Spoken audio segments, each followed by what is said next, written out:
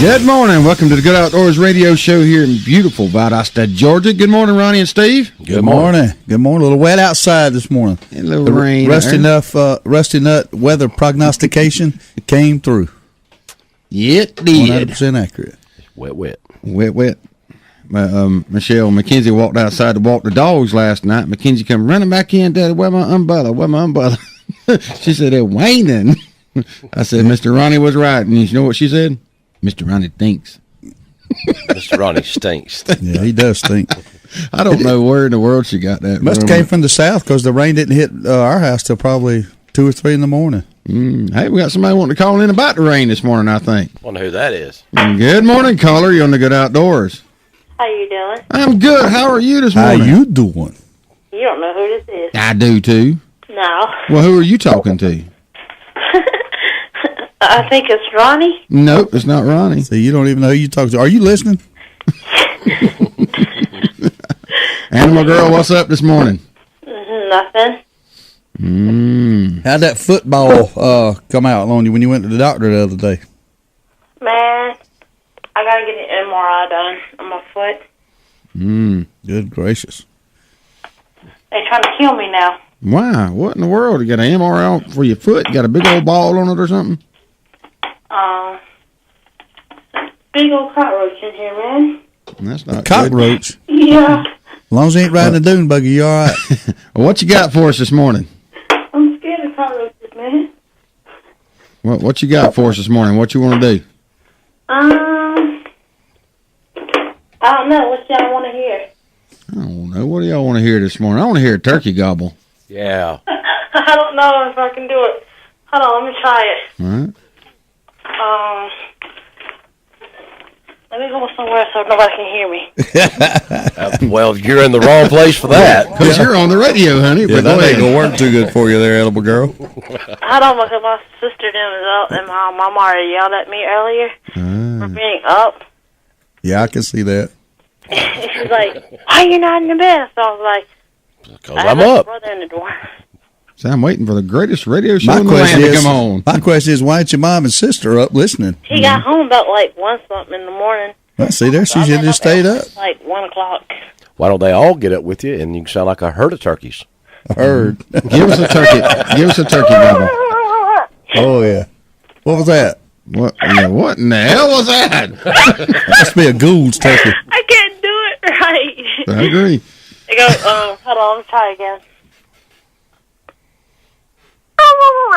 Okay, we want you to seriously start practicing that one and call back in about 6 years when you got it down right, because you got to work on that one, honey. Yeah, that ain't near as good as your cow. Let's hear your cow one time. I heard a turkey sound like that one time right before the timer popped out.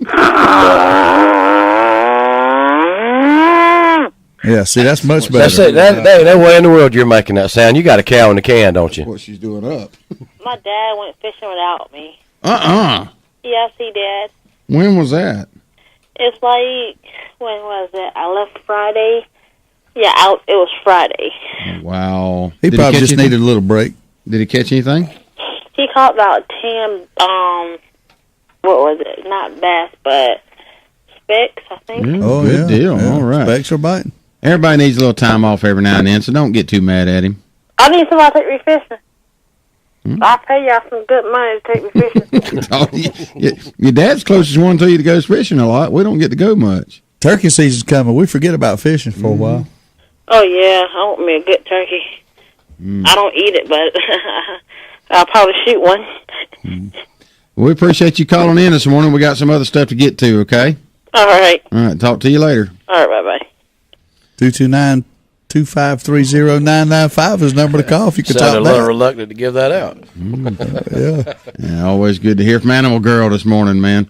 Yeah, I'll tell you, I've been following. I actually texted Daryl the other day about these idiots in Colorado on this gun control legislation there. They've actually got bills in there. They haven't passed yet. They're either the Senate or the House is going to do a filibuster to try to stop it. But if it passes, believe it or not, Colorado, and if those of you have not paid much attention to Colorado and hunting, this huge hunting state, excuse me, turkeys, elk, mule deer, whitetail, and they've got a bill in there that's going to ban many types of hunting weapons, including shotguns and rifles that you use to hunt, upland game with, and deer and elk and stuff like that. So they're trying to get this thing knocked back down because these liberal Democrats have pushed it through. They don't even know what they're doing. And it's gone way, way further than anybody ever thought, to the point they're getting 8,000 to 10,000 emails a day from concerned citizens. And this is how sneaky and how easy it can get pushed into your Congress. Colorado has had a long, rich history of supporting gun rights. The vast majority of the state is Republican and conservative and pro-gun, and yet a few core people in the Senate and the House are pushing this legislation through, and literally on the verge. I mean, so close of getting it pushed through to where it passes, and there's not going to be anything anybody can do about it once it passes. That's how easy it can happen. Colorado's a lot like Georgia. People say, "Oh, it can never pass in Georgia." Well, they've been saying that about Colorado. You get the wrong people on board and get the wrong people elected, and it can sure have an impact on your gun rights. So you better pay attention. Yeah, you always got to pay attention to what's going on up there, and they can push something down your throat before you know it. Just like you said, just a little bit of support and people not knowing what they're looking at, attach it as a rider or something, and it can go right on through. Yeah, they slide it right in there, sneak it up under your nose. One of the biggest thing about it is they're making the way that it's written now. They have assault weapons liability, which makes the assault weapons manufacturer and retailer responsible for the crime. In other words, if you run up to T3 Outdoors, you buy an AR-15, and or somebody, not you, but somebody buys one and goes up and shoots somebody with it illegally, they can hold Colt or whoever manufactures AR-15 and T3 liable for your crime. Yeah, that's ridiculous. How ludicrous is that? That is ridiculous. When is it going to come to the point that where you can run down here to Valdosta Toyota, buy a truck, and go take a few drinks and kill somebody in your truck, and then Valdosta Toyota gets sued because you did that? It's not just it's that. It's ludicrous. How about the maker of spoons? I mean, you go that far with it. Yeah. Spoons and forks, really? I mean, it's ridiculous. That's right. It's just people don't, and this whole, let's pass it and then see what's in it. That's the mentality that Nancy Pelosi started. Did you see where the Veterans Administration says they won't follow the New York gun law? Did you see that one?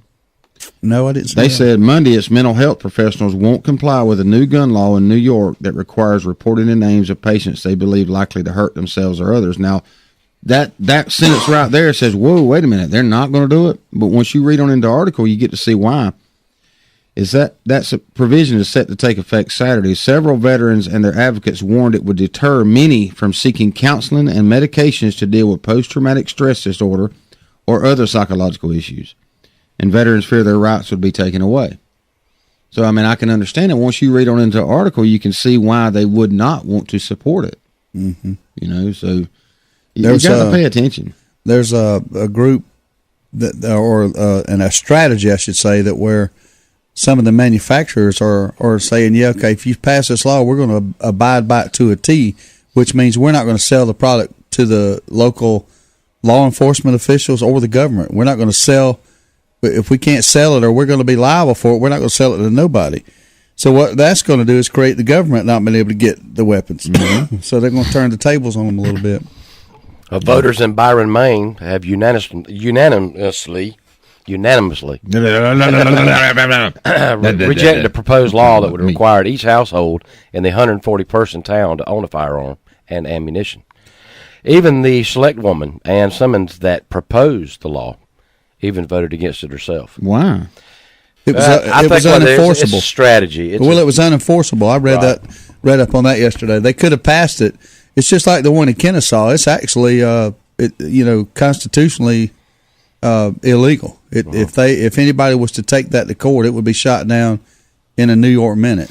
Well, in Kennesaw, they passed the law, actually. That was proposed. Yeah, the city passed it, but if someone was to take it to the Supreme Court, it would be shot down unanimously because it is a violation of one of the amendments. It sounds good. But the city of Kennesaw, they attribute a severe drop in crime because of the law. No doubt about it. No doubt about it. But what they're saying is I want to be clear about this. They can't, like in Kennesaw, it's passed that you're supposed to own a gun as the head of the household. But if they find out that you do not own a gun as head of the household, they cannot prosecute you. Right. That's what I'm saying there. And it's just one of those weird things that, yeah, symbolically we're going to say this, but it's unenforceable. But I believe in the right to bear arms, but I don't think that you should make it a law that somebody should have to possess one. Well, I mean, that comes back to the way I feel about laws anyway. I shouldn't be forced to wear my dang seatbelt, but I am. So you give them an inch, they take a yard. So, yeah, I mean, I agree with you. I don't think you should be forced to or not to. I think, I mean, you can on the same have hand, one. where I don't think they should legally have to own one, they shouldn't legally make it where I can't. That's exactly right. What you're supporting is your Second Amendment right. That's what if you want to own a gun, you can. If you don't, you can't. Both it goes sides both ways. That's exactly right. And that's what we fight for. It's just like hunting. You know, I don't care if you don't hunt. That don't bother me. But don't trample on my right or my privilege to hunt. Don't tread on me. Don't tread on me, bro. You know, I had a guy that I pulled up to Flash Foods this morning. My bumper tag says hunting is good, and the guy told me hunting is good. You should be ashamed of yourself. That's what he told me. I said, "What are you?" I didn't know what he was talking about. I said, "What do you mean?" He goes, "You hunt and kill animals?" I said, "Yes, sir." Because you should be ashamed of yourself. And normally I would engage, but I just didn't feel like it. And this morning I said, "Well, you should say that to the 30,000 starving Georgians last year that benefited from." Kitchens that serve deer meat donated by hunters. I said, I'm sure that they would agree with you, and I just kept going. Didn't engage. He's lucky. I'd have beat the brakes off of him. That's Hey, we got to take our first break this morning. We'll be right back here on the Good Outdoors. Thanks for listening.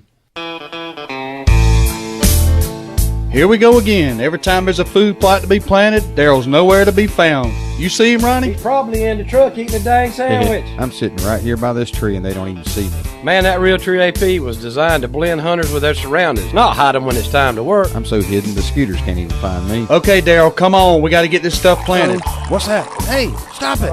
Realtree. It's so real, a coyote might pee on it. Serves you right, you slacker. The grill might be in storage, but that's what campfires are for. And the backyard party is on hiatus, but that's because everyone is tailgating. Only the seasons change, tastes don't, and when you've got Bud Light Lime, you don't need summer to have a good time. It's the superior drinkability of Bud Light with a splash of 100% natural lime flavor. Look for a Bud Light Lime and find your summer state of mind anytime. It's in the lime. Anheuser-Busch Bud Light Lime flavored beer, St. Louis, Missouri. What in the world is that noise? Sounds like the transmission's about to come out of my truck. Transmission? Sounds like Alien versus Predator under there. Let's get it to Ronnie at Eagle Auto Repair. Ronnie, I got a problem. Problem? It sounded like Superman fighting the Incredible Hulk. No, it was worse than that. Come on, man. This is for real. I ain't got the money to be fixing no big problem. Chill out, dude. You're at Eagle Auto Repair. You know we'll fix it right and as inexpensive as we can. We only use quality parts, and my guys are some of the best trained technicians in town. Yeah, but can they stop a fight between Godzilla and King Kong? Because I'm betting that's what they're going to find under there. Eagle Auto Repair. 321 Lakes Boulevard, Lake Park, Georgia. Jones Welding and Industrial Supply has been serving South Georgia and North Florida for over 3 decades. With 9 locations in the South, Jones Welding and Industrial Supply is a full-line distributor for all welding and industrial supplies. The Jones mission is to provide quality products at a competitive price in order to supply the best service available. Jones Welding and Industrial Supply has built a reputation for good, honest, old-fashioned service. For a location near you, visit www.joneswelding.com. Jones Welding and Industrial Supply is a proud supporter of the Good Outdoors. It's that time of year. People everywhere will be scrambling to find somebody to take care of filing their taxes. Fast Tax and Bookkeeping at 1407 West Hill Avenue, Suite Q has a quick turnaround time and the knowledge to prepare your taxes properly, making sure you are getting what's due. With $25 1040 EZ filings, electronic refunds in a flash, military and college student discounts, and fast and friendly service, drop by and see Lisa Griffiths and the gang at 1407 West Hill Avenue, Suite Q, or give them a call at 229-253-0181 to schedule an appointment. So you need a car, truck, or SUV? Look no further than Midway Auto Emporium at 4189 Bemis Road, Valdosta, Georgia. Cameron and Melissa Tucker has been serving the Valdosta area for over 7 years now. They are a family-owned and operated local business with hometown values and still believe in handshake deals. With a great selection of used cars, trucks, and SUVs, with a Carfax report on every one of them, along with bank financing at all credit levels and interest rates as low as 1.85% with approved credit. 4189 Bemis Road, or visit their website at midwayautoemporium.com. You're listening to The Good Outdoors with Steve, Daryl, and Ronnie on 99.5 Kicks Country. Now, let's get back to the fun. Hey, welcome back to the Good Outdoors. Steve, you ought to look at that guy up there at the Flash Foods, and you should have said what John Wayne once described people. He says, life is tough, but even tougher if you're stupid. Yeah, I saw that the other day. That's funny. What I wanted to tell him was to cut his hair. That's what I really wanted to say. He had dreadlocks down to his waist. He had a lot going on. He was taking a break from his activities on hiking down 75 would be my guess. You know, New York City was supposed to institute a ban today on large soda or sugar-filled drinks today. You couldn't get them over like 16 ounces starting today. Yeah. But a judge shot it down yesterday and said, nope, not going to happen. Yeah, you can see that one coming a mile away. But a lot of businesses had already, been over and said, okay, we'll do it. We'll do it instead of standing up to fight. They just complied. Let me tell you the most hypocritical thing I've heard in a long time. The guy, Gabby Giffords, she was the congresswoman that got shot. And, of course, understandably so, after she went through what she did. She wants to restrict the gun rights of people, or not the gun rights, I should say, but make restrictions to keep, idiots from getting guns, which is fine. But her husband has been just a staunch advocate of it and a supporter of and going overboard, traveling the country saying you can't own certain types of assault weapons and this, that, and the other. On March the 8th, he gave a speech up somewhere about why you shouldn't own a 30-round clip and an AR-15. He went back home, and the next day, guess what? The first thing he did that morning was? He went and bought him one. He went and bought an AR-15. Really? I'd like to slap the taste out of his mouth. That's the most hypocritical bull I've ever heard in my life. If you're going to preach it from the rooftops, you better be living it. I don't care what the subject matter is. If it's religion, if it's devil worshiping, you better not be talking out of both sides of your mouth. Don't sit there and tell me I can't own an AR-15 and I shouldn't own an AR-15, and then turn right around and go out the next day and buy one yourself. What? That is ridiculous. What happened after he gave this speech? Somebody probably caught him in the crowd and convinced him that maybe he might want one. Yeah, well, he probably went and bought it because he figures, well, they may be banned. I'm going to buy one now. Yeah. What a hypocrite. God. Yeah, no. and he was an astronaut, before he retired to take care of his wife. And I respect other people's opinions. I do. I respect those, especially Gabby Giffords, who has experienced gun violence and been shot like that. I can respect the fact of how she feels. I may not agree with what she feels or how she wants to implement it, but when you turn around and go do something like that, you've lost every ounce of respect I have for you. Don't do that. That is just ridiculous. Yeah. I just almost ran off the road when I heard it. I'll tell you right where I was when I heard it too. I was headed down to SWAT Graphics, one of our new advertisers, right there where they were doing all the construction for the new overpass. I started to say aftermath, same difference, I guess. But the afterpass. Yeah, the afterpass. So anyway, I almost ran over the orange barrels there when I heard it. Most ridiculous thing I've ever heard. That is just, hypocrite. Man, I can't stand people like that. Heard it on Rush Limbaugh. Mark Stein was sitting in for Rush Limbaugh. That's who I heard it from. And what state was that, I wonder? I don't know what state it was. They, I can't remember. Were they from Arizona? I don't remember where. I can't remember where she is. I'll look it up real quick. But I was looking here this morning. Some good news from the Good Outdoors is a Phoenix alligator gets a new tail. Gets a prosthetic tail. Wow. Yeah, well, that's a good thing. I mean, what's wrong with it? It's probably federally funded. It's our tax money. Yeah. There's a million things wrong with it. Did somebody eat his other one? I don't know. I didn't get that far into it. But he actually attached a prosthetic tail to the back of an alligator to help the creature live a more normal life. Now, things go a little too far sometimes. And that's one of them. I mean, I totally agree with that. But to just pop the cap in him and made Arizona. a pocketbook out of him. Yeah, I mean, you were correct. She's from Arizona, by the way. They were. But yeah, that's where there's alligators from, so it makes a lot of sense. But really, alligators in Arizona? I think he's probably transported there. I'm not sure. It's hot enough there. They ought to be. I was wondering about the water. This was an illegally held one there that didn't have. Is without a tail, Mr. Stubbs, go figure, has gone throughout most of his life struggling to swim. The physical limitation has prevented him from being released back into the wild, along with the other rescued alligators. So they rescued him, and I guess they are in Arizona. But Sometimes you just let nature run its course. Really, I mean, I'd like to know where this money came from and why this money wasn't put to better use somewhere. I mean, I don't know. You know, you hear the story about the dolphin tail. That was a good thing too, but it's nature, guys. You know, let nature take its course. Yep. Anyway, that's my opinion. Yeah, I want to clarify something here, and this is why you do your own research and not take the word of someone who is saying it. The guy did buy the assault weapon the next day, but here's the reason he did it.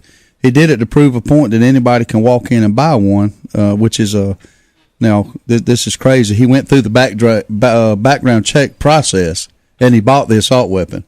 Okay, so I don't really know what point he's trying to prove, but I'm going to read the article to show both sides of the thing in all fairness. Mark Kelly, the husband of former Representative Gabby Giffords and an outspoken advocate for new gun control measures, purchased an AR-15 assault rifle in Tucson recently as a demonstration of what he says are unobtrusive background checks. The retired Space Shuttle commander wrote on his Facebook page that he would turn in the weapon, which he said he hadn't yet obtained, to the city's police department. So I really don't know what he's trying to think. He's a Space Shuttle commander.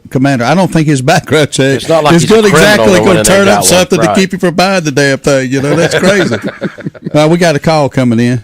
Good morning, caller. You're on there on the Good Outdoors. How are you? Good morning, guys. What's going on? Hey, Steve. Yes, sir. Hunting is good, right? You dang right it is. I tell you something else is good. What, grilling? Louisiana swamp's good. I would have no I wouldn't idea. know, Chuck. I would not know. I got to take your word for it. I have no idea. Hey, what I called to tell you, I just messed with Ronnie, but I called to tell you, y'all missed a good seminar Thursday night. Yeah, I wish we could have made it. It was over there at the Wild Game Center for Shaw Grigsby, right? No, Who was Thursday night up there at the Adel Outfitters. Oh, that one. Okay. Oh, I thought Eddie we were talking about Salter. that Yeah, one. I got you. Yeah, Eddie Salter was there. I won the grand door prize, man. What'd you win? Yeah, I won a spot scope, the new True Glow spot scope. Good deal. Yeah, that's a nice thing. I saw him at the ATA show. Good prize. Yeah, Good it prize. was nice. But anyway, I had to call and tell you, that something else was good, too. Yeah, it sure. I'm going to take your word for it. Maybe one day we'll find out. I don't think it's going to be anytime soon, though. Y'all have a good one, man. All right, Chuck, appreciate it. Just keep stirring the pot, Chuck. Chuck has got a big pot stirring stick and ready to use it. I thought he was talking about the Wild Game Supper with Shaw Grigsby over there. Yeah, he got to be more Pacific, doesn't he? Mm-hmm. Pacific. Yeah. Where is the Pacific? What side of the world is it on? That's over by California. Is it? Yeah. The Pacific Ocean. Probably pretty dirty. It's over at the other side of Alabama. Yeah. Not to be confused with the Sea of Tranquility located on the moon. Oh, hey, Daryl Sample told me this morning about a South Carolina hunter getting mistaken for a wild hog. Now, there is no excuse for this, guys. I don't know about that. I've seen a lot of there's people look like wild hogs. Why'd you There's look no at me? excuse. Oh, I wouldn't look Cut at his you. eye right over at me. No, There's all no jokes excuse aside, for there it. is no excuse. And this guy shot his own brother, so, I mean, that's just... it's a bad thing, but you have to be careful in the woods. And they were even hunting in daylight. South Carolina's just passed a new law where you can hunt hogs at night, along with armadillos and other species. But, guys, you got to be careful. Can't reiterate the fact enough of safety in the outdoors. Identify your target. I don't understand how that can happen. I don't either. You know what? That's the difference in the way we were taught when we were being brought up. Yeah. I mean, mistakes do happen. I'm not going to sit here and say that it can never happen to me. But I'm going to sit here. I will say that I don't think it will ever happen to me. I hope I'm too safe. This guy may not have either. Let's have a phone call.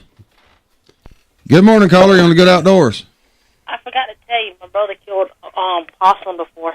A possum. A possum? Was it possum season? I don't know. We better keep that. We better keep that one quiet then. How about it? It was like a big possum in our backyard. Did you eat him? Because possum's good.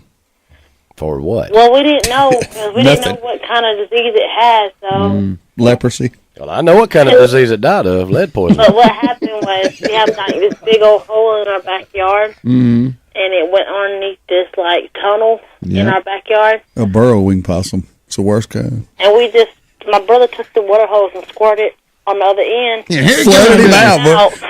Heck He yeah, come I out like the it. hole, didn't he? It came running out, and I was screaming, "Kill it! Kill it! It's running! It's running!"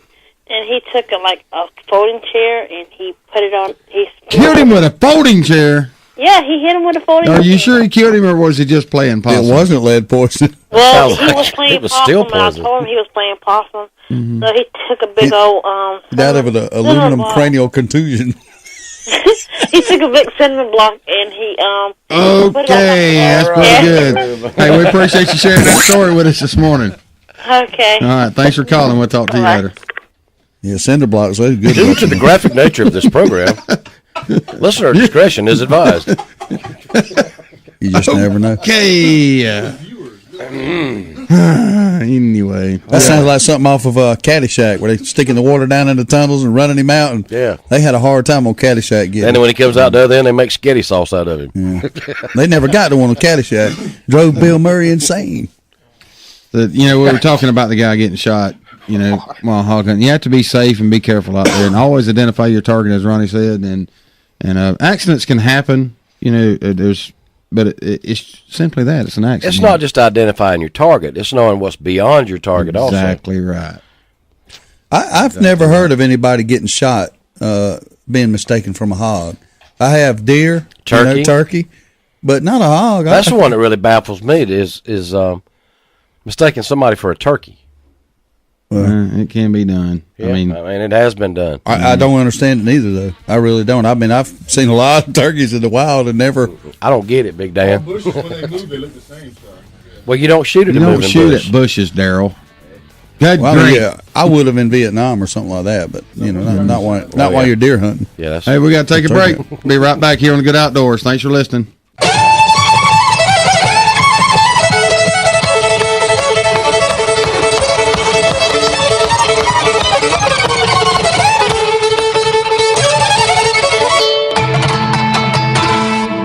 So how you do it, son? Hey, Ronnie, you know how much people love Austin's Cattle Company? How much do they love Austin? More than Charlie Daniels loves shredding a fiddle.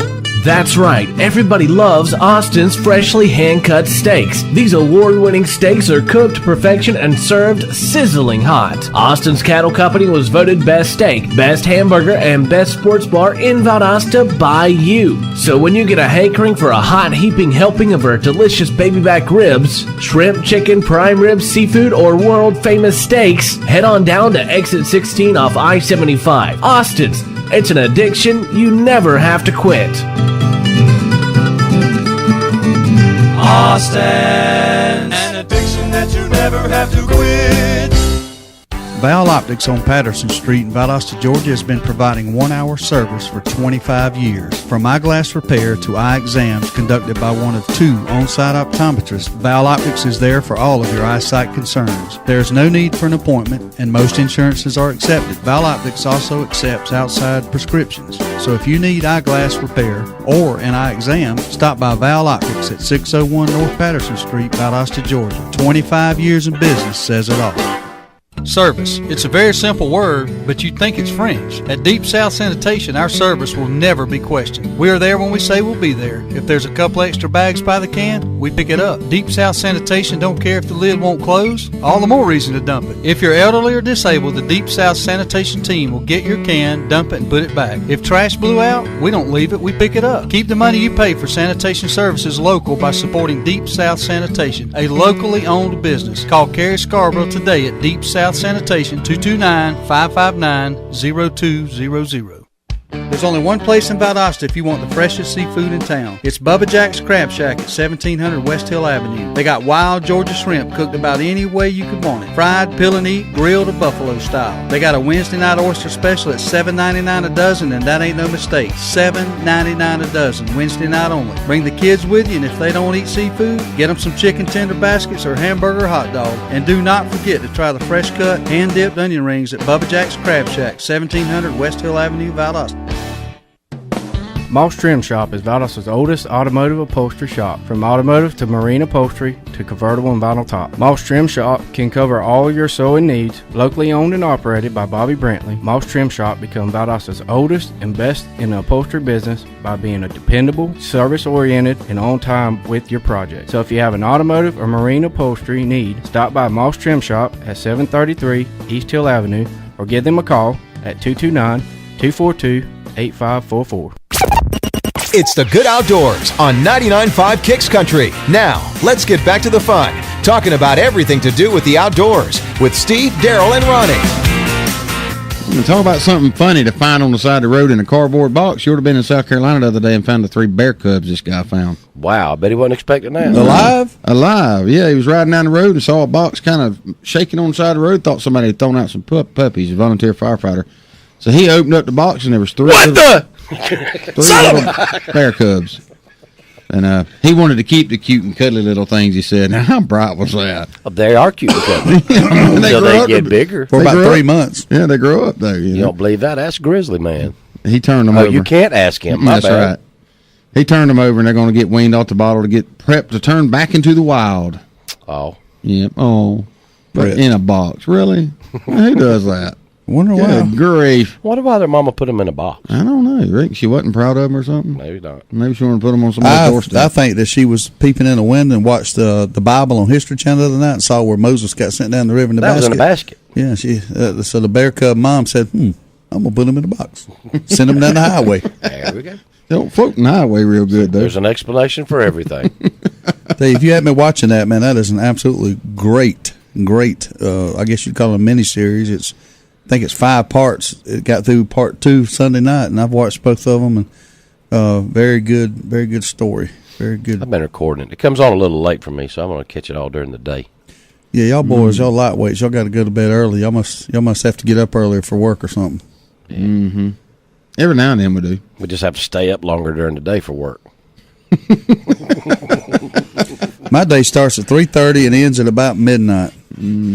That's pretty tough. But about Wednesday or Thursday, it starts hurting. I'll tell you that. It really does. Yeah.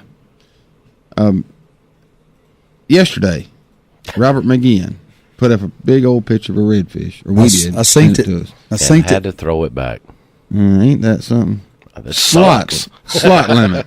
Yeah, that sucks. That's one thing about the ocean. You go out there, there's so much a variety of fish. You don't know what you're going to catch, and you got a lot of things. It's stressful to fish out there. You got to know what kind of fish it is, what the size limit is. Can you keep it? You better be informed out there. Hope you don't break down. So all day long yesterday, people at work were asking me, well, how big was that redfish? I said, man, I don't know. Look at the picture. Really, I can't tell you how big it was. I had to throw him back. It was big. Robert, text me, tell me how big the fish was, or either call and talk to us about it. That's another thing, talking about sizes. Some people will call, would guess, if you put, guess how big this fish is, you would get half the people saying, I think he was 24 inches, and others would say, I think he was 12 pounds. Yeah. That's another thing. In freshwater, when you catch a largemouth bass, 99.99% of the time, you're going to weigh him. Mm-hmm. But in the ocean, you're going to go by the inches, and that's because of the limit, the slot limits and things like that. Oh, yeah, and like Neil, our partner on Hunting is Good, he walleye fishes on the pro walleye circuit. And when he posted a picture, I said, how big was that fish? Oh, he was 22 inches. That don't tell me nothing, brother. How much did he weigh? But they don't walleye. You want to know how many people you can feed off of. Give me a weight. They don't go by that. They go by the how long he is. Crazy. Mm-hmm. I keep reminding him. He pokes fun at us. about us being in the South and all that. He's just everything walleye. If it's a fish, if it ain't a walleye, it just don't even count. I always constantly remind him that the world record walleye came from Tennessee. He can't stand it. Oh, he loves it. He loves it. And it was a big one, too. And measured in pounds. Well, all day long, people were asking me yesterday, phone calls, texts, and all this, and telling me about them fishing on the flats, going fishing this past weekend. So I want to talk a little bit about that today. Chad Slaughter, he went this weekend. He caught a couple of nice fish. He's supposed to call in this morning and give us a report on how they did down there, by the way. Nice. But he sent a photo, but I can't quite get it put up yet, him and his boy down there. And but there's a lot of people go this time of year. This is springtime of year. It's time to start fishing, isn't it? Yeah, time to get down. We got a call coming in. Good morning, caller on the Good Outdoors. Yes, this is Greg McAree from Cairo. How y'all this morning? Good, Greg, man. Doing good, buddy. How you doing? I'm doing good. I was just listening to you about flats fishing and got a story to tell you on it. I took 2 girls here at the back and like it so far. Go ahead. One of them, I handed him a rod and told her, here, fish while I help this other girl. Well, I turned around and looked there with my nice Shimano rod over the side. Oh, boy. Next thing I know, she dove over and I dove over trying to get it. Whoa. didn't come back up with it. And I said, well, maybe the cork floats back up.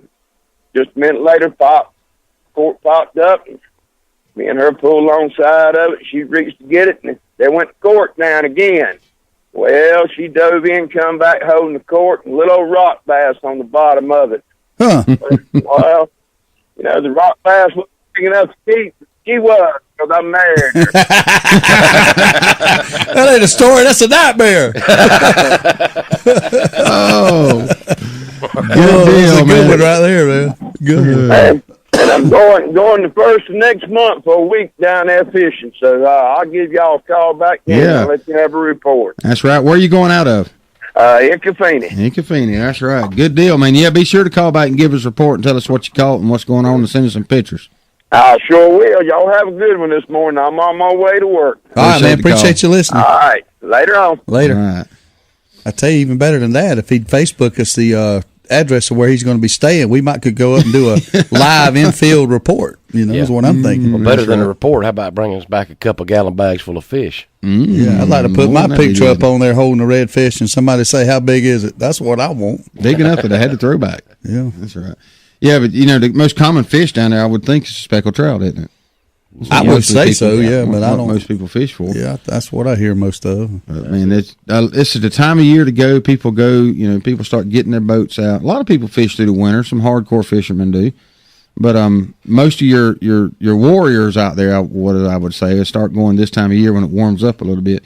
They'll hit out there in that water, man, and they'll get the bug. When you go, you get the bug, and I've had it before. I mean, I've absolutely had it before. And you get the bug and you want to go back all the time. You just keep going and keep going. And so many people around from Valdosta go down to the Gulf and go fishing. You go down to Inkafini, you go out to Swanee, you go out Keaton, Steinhatchee. There's so many places to go. Yeah.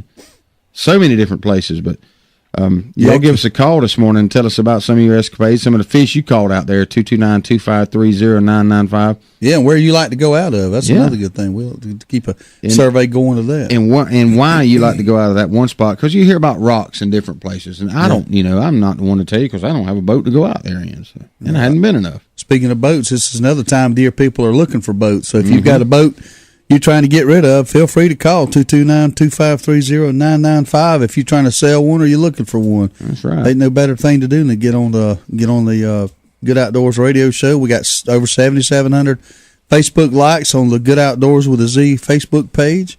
Feel free to post your boat on there. We don't care. We're just here to help, man. Anything to keep people moving into Good Outdoors. I tell you, every time there's this one house in Hayhire that I drive by all the time over near the school.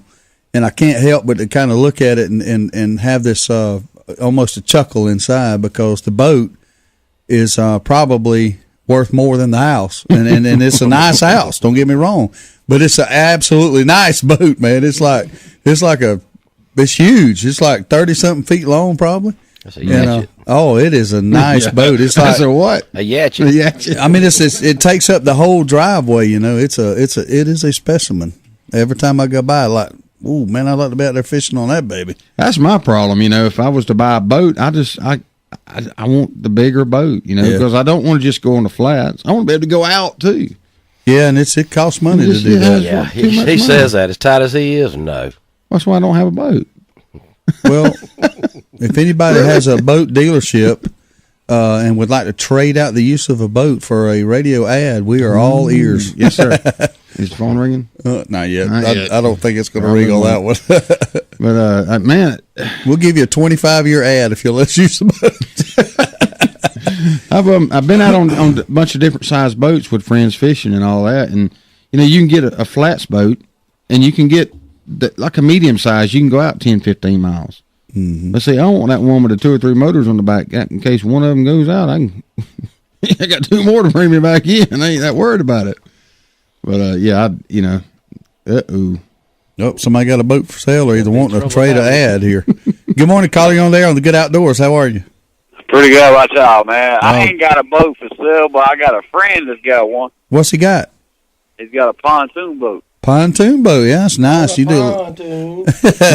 You can do a lot of good fishing on a pontoon.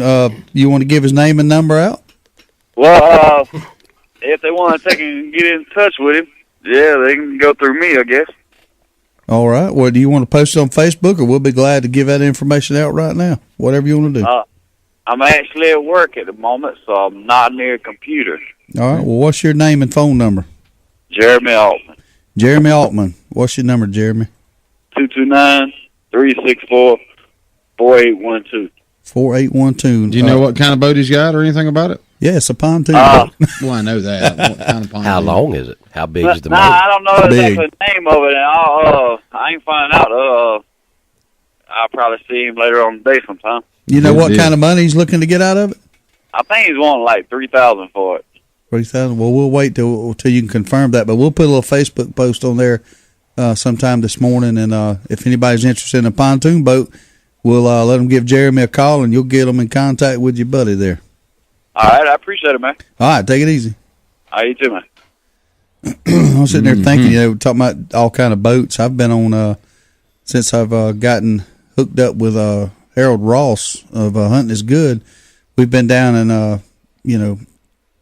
had little retreats with him and fishing trips, but we went down there to film some an opener for a potential Angling is Good show, and he had two of his boats down there. One of them was a Viking fishing boat, which was out of this world. But he had the boat we stayed on we slept there for 2 nights. But he had a yacht that had it was a 99-foot yacht that had 4 bedrooms, 2 baths, 2 big screen TVs, worth over $2.5 million. It's almost 100 foot long. Yeah, it was incredible. Definitely the nicest, biggest boat I've ever been in. The fighting chair on the back. He takes it down to the Bahamas and all. They rent a place for 3 months in the Bahamas down there. But the fighting chair alone was $14,000. Just the chair that you sit in to fight like a marlin or a big fish. Big worth more than my truck. That ain't a big boat. That's just a third of the length of a football field. Mm-hmm. It was incredible. But the bad thing about it is when we were slipping out of that marina to go out there and cruise around a little bit, it was probably one of the smallest in that particular area. That tells you anything. I don't doubt that. Yep. Hey, we got to hit another break here on the Good Outdoors. We'll be right back. With over 40,000 machines in the field, the pro's choice is Dixie Chopper. Be a pro. Buy a chopper. Built right here in America with one simple goal. Build a mower that cuts more grass and doesn't break when you use it. Be a pro. Buy a chopper. With Chopper's price, performance, and reliability guarantee, make the smart choice. Be a pro. Buy a chopper.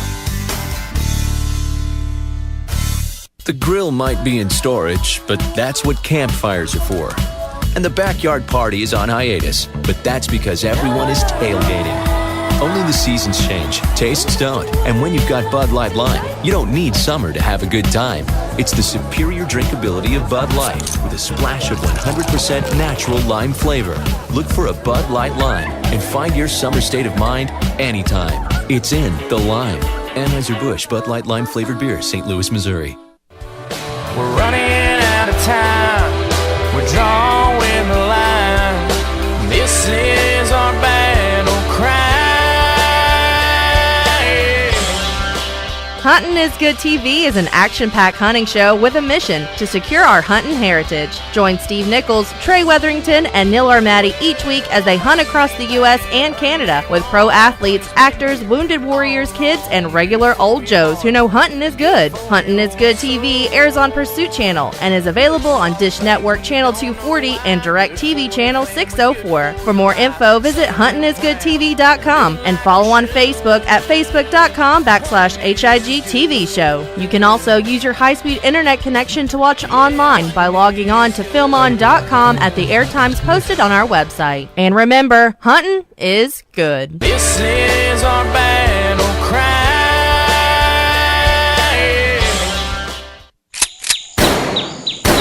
So Dawson, is Dad still ill about you calling him out on his shooting ability? I don't think so, but I have seen him on the range a lot more lately. Dad always says practice makes perfect. That's what he says, but I don't think it works for adults. Why do you say that? Well, from the look of the scorecard, it's making it worse. Dawson, bring me some more shotgun shells. Okay, Dad. If you need some practice, come by Southwind Clays and Quail on the Quitman Highway just past the river headed towards Quitman. With a top-notch clubhouse, a 5-stand, sporting clays range, as well as a rifle and pistol range, Southwind has what you need to succeed. World-class quail hunting is also available with some of the finest bird dogs around. Dad sure shoots a lot. Yeah, if he keeps this up, Mom's going to be mad. Why is that? Because he's spending all Mom's shopping money on shotgun shells.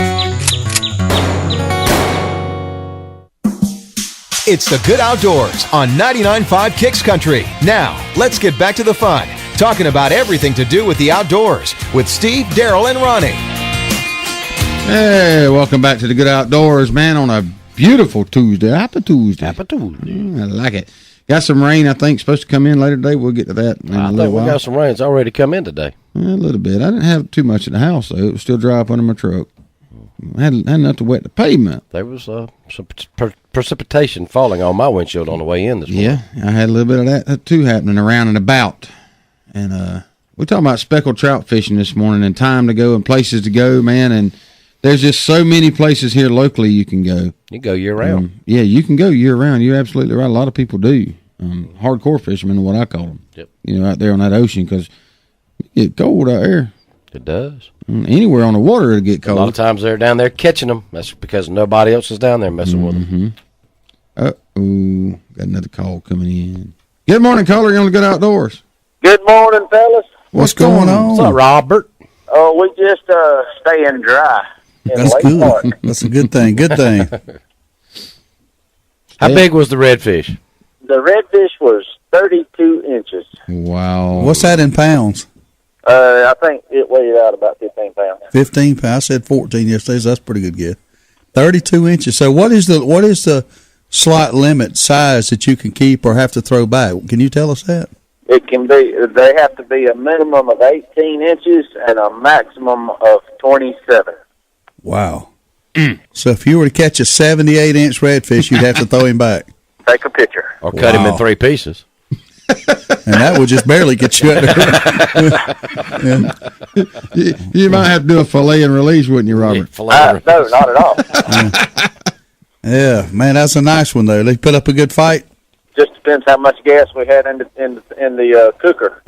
I hear you. What did you catch him on? We caught him on an old little jig head, or just straight line it off the bottom, throwing across the oyster bar. And he's not going to give the color. White. What about the coordinates, the GPS? Got to draw a line somewhere, don't you? All right, I'll give you the idea where we were at. We were at Yates Creek, but I'm not going to tell you which set of oyster bars. All right. Well, that narrows it down. Well, did you catch a lot of them, or is that the only red you caught there? That's the only red we caught today because nobody was catching fish Sunday. I think they had a tournament down there Saturday, guys, and they had a good day Saturday, but something happened, and they may have caught them all, I reckon.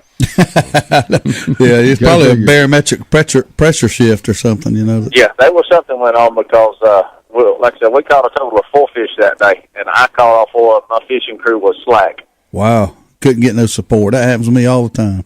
All they want to do is boat ride. Boat ride and drink Pepsi. That's all they wanted to do. That's all. Stay in the damn snack box. Eating tater chips. Yep. But it was fun. We had a good time. Caught that one red. Caught 3 trout. Come home and had fresh fish. There you go. But you didn't eat the red. No, fresh trout for clarification. Yes. Good deal. Well, we appreciate you calling and sharing that with us, man. That was a nice fish. Yep. Appreciate it. All right, have a good day. See y'all. 14 pounds and 32 inches. You got to throw him back. Nice one, man. 15 pounds. Yeah, 15 pounds. I guess it's 14. You got to throw him back. You were close. I figured you were a little over yesterday, but you were close. That was close. I got lucky. Good job, Stevie. Pure luck. Talk about making me mad now. Catch a 14-pound fish and got to throw him back. Yeah, it happens. Yes, highly recommended you throw him back. That's for sure. Yeah. They don't like that. The fines are pretty steep on that saltwater stuff. They really regulate it more than the freshwater. I mean, you can get caught over the limit in freshwater, and it's a fine. But you do that in the ocean, it's like a fine on steroids. It's a fine. Yeah, it's like one of them. That's what it's like. It's got you got to have 90 days same as cash to pay that fine. Man, You get checked more down there than what people realize too. They're out there. I've been down there. You're exactly right. I've been down there. I haven't been there a lot, but in my life probably a dozen times, and I've gotten checked well over half the times I've been down there. It's funny. It's always at the dock too. Yeah, last time we went out of Steinhatchee, we were coming back in late that evening, and the guy I was with said, we're probably going to get checked. They had a tournament today. He's going to be out here still. We're probably going to get checked. So we was making sure everything was right in the boat like it was supposed to be. We rounded a curve coming in the creek there, and there he come. Pulled right up beside us. Bum, bum, bum, bum. And he got out and he checked everything and got in the boat and looked, and everybody was good, and he let us go. But we get, they're there. Out there sitting in the middle of the ocean. Y'all didn't catch any fish that day. Yeah, we caught some fish. Did you? Yeah, just wasn't. I mean, we didn't load the boat, but we had, everything we had was legal, except for lucky. What was left in the boat was good. The grill was cool. Everything was nice. Everything was like it's supposed to be. Anyway, I ain't gonna say any more about that. But no, we had a good time fishing that day. We caught a few. We didn't load the boat. We did fight one big, what we thought was a gag grouper for about 25 minutes and couldn't get him turned. But you can see on the GPS where we went all over out there in the big pond. That's pretty neat. Pretty good time. I always like going out like that. I'm going to go some more this year, I think. A lot of friends are inviting us to go. Sending us invitations all the time to go. Just got to get up with them. Turkey season's coming up, though. So I'm going to worry about that first. Me and my new best friend, Matt Brooks. Uh-oh. What? Ronnie was going to say something. I was going to say speckled trout, the slot limit. More than 15 inches, less than 20 inches. You can have 5 per day per harvester. And you can keep one that is including one that is greater than 20 inches. Fisherman. Man, you got to carry a combine down there. That's why I don't go. We got to take a break here right quick. We'll be back here in just a few minutes. Attention Outdoor Nation. Adel Outfitters, located at exit 39 on I-75 in Adel, Georgia, has over 18,000 square feet of outdoor unbelievability just waiting on you. Specializing in a wide range of outdoor supplies for everyone, including hunting, fishing, shooting, kayaking, camping, Little League, clothing, knives, boots, you name it, Adel Outfitters has it. They also have that personal one-on-one attention that you just might not be getting from some of the big boxes, and Adel Outfitters has a whole lot less overhead, so you'll be surprised at the deals. So come see us now at Adel Outfitters, exit 39, Adel, Georgia. Woo-wee! Sweet Tea Smokehouse on South Hutchinson Avenue, Adel is the bomb. You ain't had good old South Georgia barbecue if you ain't been to Sweet Tea Smokehouse. Ribs, chicken, pork, beef, good grief, this is some fine eating. And it ain't called Sweet Teas for nothing. Ice cold sweet tea and good old barbecue plate with all the trimmings is what living in the South is all about. Head up Highway 41 North towards Adel. Swing into Sweet Tea Smokehouse for lunch or dinner. Great southern barbecue like it's supposed to be. And don't forget some of that fine Brunswick stew. Woo-wee! Hi, I'm Barry Broom with Allstate Insurance Company. I'm a big fan of the great outdoors. There are many recreational activities that allow us to enjoy God's creation. There's boating, camping, hunting, hiking, fishing. Think about all the gear, equipment, and vehicles that we have that make those times outdoors so memorable. When it comes to protecting and insuring your firearm, your boat, RV, camper, four-wheeler, even your golf cart, think of me, Barry Broom, your Allstate agent. Call me at 229-244-9856 or visit me online at barrybroom.com. Go make a memory. Enjoy your great outdoors. The grill might be in storage, but that's what campfires are for. And the backyard party is on hiatus, but that's because everyone is tailgating. Only the seasons change, tastes don't, and when you've got Bud Light Lime, you don't need summer to have a good time. It's the superior drinkability of Bud Light with a splash of 100% natural lime flavor. Look for a Bud Light Lime and find your summer state of mind anytime. It's in the lime. Anheuser-Busch Bud Light Lime flavored beer, St. Louis, Missouri. Brigman and Brigman Cabinets in Hayhira, Georgia specializes in custom-built cabinets. You can come in and sit down with our staff and start from scratch to develop the perfect cabinet layout, or bring in your plans and start there. From design to installation, Brigman and Brigman can help you every step of the way. Estimates are always free, and your satisfaction is our goal. Whether it's a remodel, a spec house, or your custom-built dream home, give Brigman and Brigman Cabinets in Hayhira a call at 229-794-2108 to set up an appointment. Crystal River Seafood on St. Augustine Road in Valdosta is a fine seafood dining experience. Folks from miles around come in to enjoy the fine seafood and friendly atmosphere Crystal River has to offer. Their friendly staff makes your dining experience one to remember, as well as one to repeat. Fish like grouper, salmon, mahi, catfish are always great choices, along with shrimp, oysters, crab cakes, and crab legs. Hey, you not in the mood for seafood? Order a juicy ribeye steak. Crystal River Seafood is open for lunch and dinner. Crystal River Seafood, 958 St. Augustine Road, Valdosta, Georgia. It's the Good Outdoors on 99.5 Kicks Country. Now, let's get back to the fun, talking about everything to do with the outdoors with Steve, Daryl, and Ronnie. Welcome back to the Good Outdoors here in beautiful Black Crow Studios, man. I'm excited to be here, ain't you? I'm ecstatic. We were talking about the slot limit on speckled trout. Yes, we were. That's pretty. Could you repeat that for me? You still got it pulled up? Yeah. More than 15 inches and less than 20 inches total length. Really? The daily bag limit for us, which for most of us, we go to the northwest zone, 5 per harvester per day. And I'm not talking about an international harvester. I'm talking about a fishing. 5 per harvester per day, including one greater than 20 inches. So you can have one that is actually greater than 20 inches long. Wow. But that counts as part of your 5. Yeah. You really got to think about what you're doing. You're better off going down there and taking, a group of guys down there. Yeah. Because that way, if you have one that's wrong, you can blame it on somebody else. Well, it's not that. I mean, I'm not going to tank up, put all that gas in your truck and your boat, go down and catch 4 fish. Yeah, where it averages out to be about $79 a pound. I know that ain't very good. That's loving the fish, but you're better off taking a group down there, splitting the costs, and maximizing your efforts there. Hey, we had a call coming in right at break just a few minutes ago. Y'all call back now 229-253-0995, and we couldn't catch you on the break. We had other things to do, so you'll give us a call back. There they come. It's not really a break; it's a working break. Right? Yeah. Good morning. You on the Good Outdoors? Hey, man, I was just wondering, y'all ever go fishing down there at the Power Dam in Worth County in Warwick, Georgia? I hadn't. I've never fished down there, but I know they catch a lot of fish there. I don't know how true it is, but years ago, I heard some welders went down to fix the hole or a crack in the dam there. And they say that they got catfish in there as big as a school bus. Big as a school bus? I don't doubt it.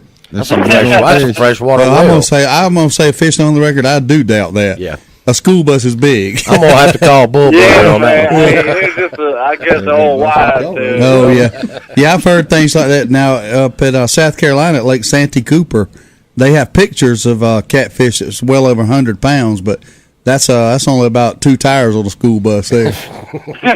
And also, the lake we went to out in Texas, I can't remember. Oh, yeah, Lake Livingston. Lake Livingston. They say divers go down to check them pilings every year, and usually they have to get new divers every single year. Yeah, they get scared. Now, there's some catfish about the size of Ronnie down there. That's pretty good size fish. That's a big old catfish. Yeah. No, I mean, I've seen some big ones pulled out of there, and I mean, they got a few good spots in Worth County. Got a place over there on the backside of Lake Blackshear. It's called Campers Haven, but man, they got some big old cats up in there, mud cats, channel cats, and all. Yeah, flatheads and stuff. That's the Flint River that flows through there, right? Yeah. Okay. Yeah, there's some big fish there, but yeah, that's interesting stuff. We've heard all kind of stories about big fish and divers and going down and inspecting dams and seeing them and getting scared and coming up and not coming back down, and all that good stuff. But that's what keeps us going. You can't see what's under that water. You throw that bait out there, and ain't no telling what to jump on it. Man, you ain't lying about that. Appreciate you calling this morning, man. All right, man. I was just curious. Have a good morning. Oh, you do the same. Oh, I had to hang up on him. I had Daryl Simple working on something else. How'd you like to be noodling and stick your hand in one of those big school That's why I don't go noodling. That's right. Yeah, now, I will say this, that there's a chance that you could get a picture of one that's as big as a short bus like you rode to school. Right. But now the regular size bus like I rode, there ain't no way there's a fish in there that big. I rode a short bus. Stevie rode a short bus. He rode one that if you slammed on the brakes, you'd tip over on the windshield. No, I rode a regular size bus, brother. You can check my school records. I was a good student when I went. When you went? Yep. When you went. Oh, man. Hey, a lot of people checking in with us this morning. Denver Godwin, Chad Everett, Bulldog C. Hall. He liked one of our photos. Yeah, I saw yesterday where Demery's posted a thing that he watched the Hunting is Good show for the first time last weekend, I believe it was, and I pointed him to the website where you can watch all the 2012 episodes. We're deep in editing now for the 2013 episode, so make sure you check that out.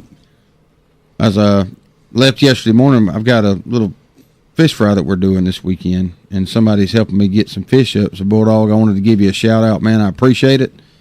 thanks for getting me to fish, and he's getting me some bass fillets and things like that. And he's also got that softball tournament coming up here pretty quick. I think that's March 23rd in Ellington. That's when that Co-ed, yep. Co-ed softball tournament. Eagle Auto Repair, their softball team, man. Well, I don't know what the record is. I got to ask him what the record is this year. Bulldog, I appreciate your help with that. He's got me some fish up, and going to get with him this week, and we're going to get out there and try to put this thing together for some people and have a good time. And Ronnie, he's worked really hard and diligently on it. And, hey, Bulldog, I got a question on that co-ed softball. Years ago when I played little co-ed, we had a league over there in Moultrie, a co-ed league. They made the men bat left-handed or opposite of the way you normally bat. Out of curiosity, I was wondering if that's still the rule when you play a co-ed game. Does the men have to bat the other way? So if you can, I know you're driving, you can't call in, but if you can answer that on Facebook, out of curiosity, I'd like to know. Well, if he's driving, he can't answer it on Facebook or call. He's got to pull over to do it. Well, most our audience is pretty smart. They would think that he would go home and answer it on Facebook. Maybe I do need to spell things out for our host in the studio. Mm-hmm. Nah, you got smartphones out there. You have one. You can do that. Yeah, but you shouldn't do it driving, and everybody knows exactly that. Right. He's got to pull over on the side of the road to call or post on Facebook. Well, he obviously does a lot of posting on Facebook. Mm-hmm. And he pulls over on the side of the road if he's working. Guarantee you get in trouble for it. Speckled trout fishing. Chad Slaughter's going to call in this morning sometime. He's going to tell us what they caught. He sent me a nice picture yesterday, him and his son down there. Told me the last week his son was about to just drive him crazy, wanting to go fishing. So they went to take him. And he did. Good. He took him, and they caught some nice ones, too. Good fish. I don't know exactly what they were. I'm not what would you call that? A ocean prognosticator type person for fishing? I don't know what kind of species of fish is out there, dude. Really? Can you identify them? Prognosticator? Yeah. That's way over your head. That's not a word. What does prognosticator mean? I don't know. But I don't either. Predictor. I don't think you used it in the right place. Well, I know I didn't use it in the right place. But I don't know what kind of fish are out there either. So yeah, I'm pretty good at it. Right? I'm not. I hadn't been out there enough. We got a call coming in this morning. Pretty good at identifying the species in the ocean. Oh, okay. Well, good. Good morning, caller on the Good Outdoors. Oh, good morning. How y'all doing? This is Joe from Thomasville. Hey, what's happening, man? I was just going to call in this morning. I was hearing y'all talking about trout fishing, and I just want to say me and my wife took a vacation down to Cape Sandblast last February. Mm-hmm. Been there. Yeah. You know, there's not a whole lot to do down there, but we wound up calling most of their charters don't start till March, and we had found a guy, Captain Roger Thomas from Southern Tide Charters, mm-hmm. and when I called his cell phone, he was actually sitting in the deer stand, but he agreed to take us out for a day, and he actually took us up about 20 minutes north. We were heading away from the ocean, so I was kind of worried about where we were going, but he took us up to White City, and we went on a little inlet in White City, and we wound up catching about 13 trout and a couple other fish I've never heard of before. But yeah, I just want to say, man, he did a real good job taking us out there, and we had a awesome time. So if anybody ever wants to go on a little trout fishing, man, just hook up with Southern Tide Charters. It'll be definitely a good time. Southern Tide Charters. We'll get some information about that. Get a link up on Facebook, maybe. I've been down in that Cape Sandblast area, and yeah, it's laid back. There ain't a lot to do, but I'm telling you, that's beautiful. That's a nice vacation down in that area. Oh, yes, sir. Good fishing in the surf, too. Oh, yes, sir. And while I had y'all on the phone, y'all were talking about bait stores the other day, and I just wanted to do a little plug on Clem's bait store right down the river from right down the road from Clockney River in Thomasville, and just wanted to say something about that. You say it's Clem's?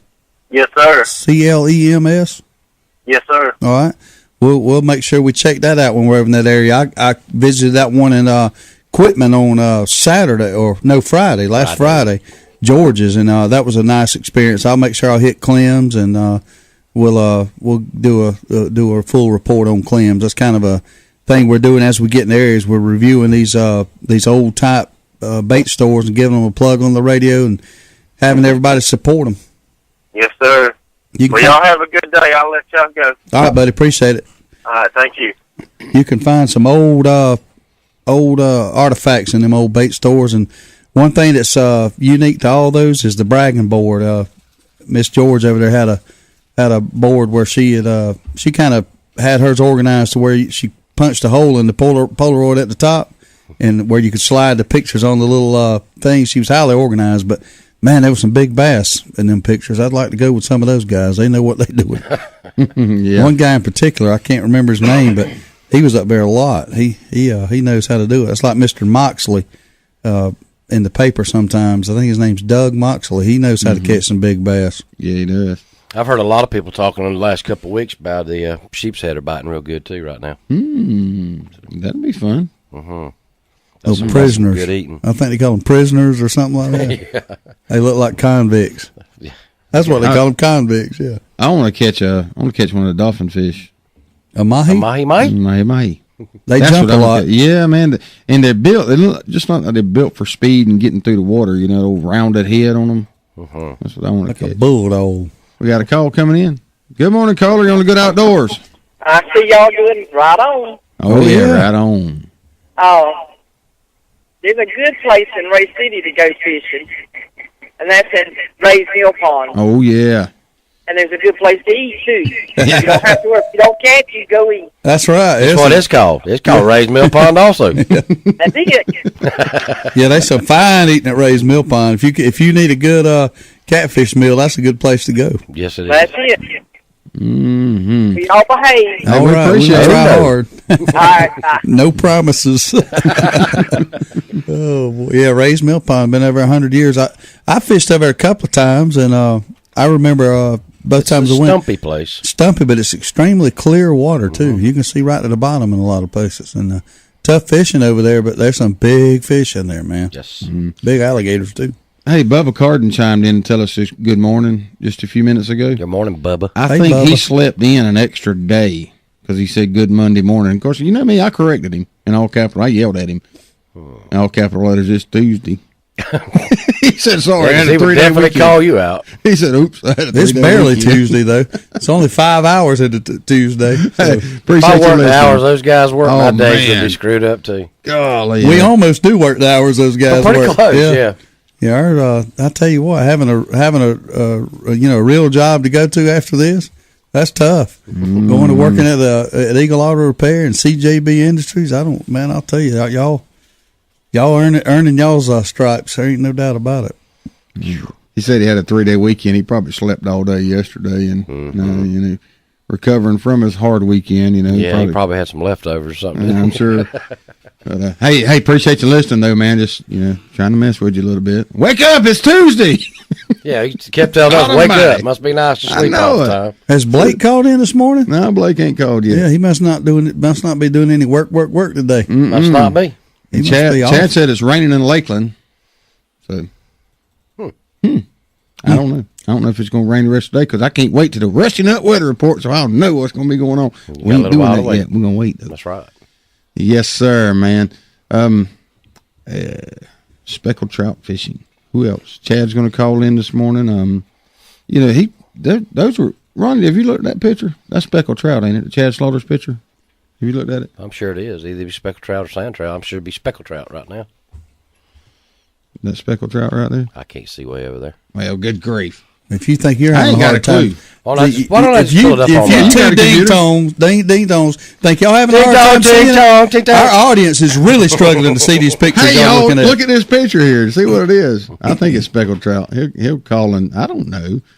Like I said, I'm not an ocean expert. I can barely tell you what a bass and brim look like. So you get me in the big pond, I'm in trouble. I know what a black No, bass is. sir, those are not speckled trout. What are they? Those are some dang nice speckled trout. That one in his right hand is pretty good, ain't it? Man, I bet his son caught that. I bet he did. Yeah, see now that one in his right hand, that would be that 1 over 20 inches that you get to keep. Oh, okay. Well, we're going to take a trip. I wonder if anybody out there in the Good Outdoors audience wants to carry us fishing one weekend after turkey Probably season, not by all the of way. us at one time. Well, I wouldn't want to be around all of us either. I could only take y'all small doses. If we can't all go, I ain't going. Okay, me and Ronnie will go. See there? That's the difference right there. Point proven. I take advantage of whatever situation I can, okay? I am a team player, but their philosophy is there ain't no I in team and there ain't no we in it neither. You got to have a big boat now. Look here. What's that? Is he talking to you? Or now, let's clarify that, Robert. Are you talking to Ronnie or me and Ronnie? I believe I know Robert well enough to know that it's all of us. I don't believe it needs to be clarified. I think since it came to my phone. But I'm the one that asked. No. I'm the one that asked. That's it. Oh, he said all. Oh, okay. He said all. I told you. See, Robert, appreciate it. After turkey season, though, buddy, because I can't go until then.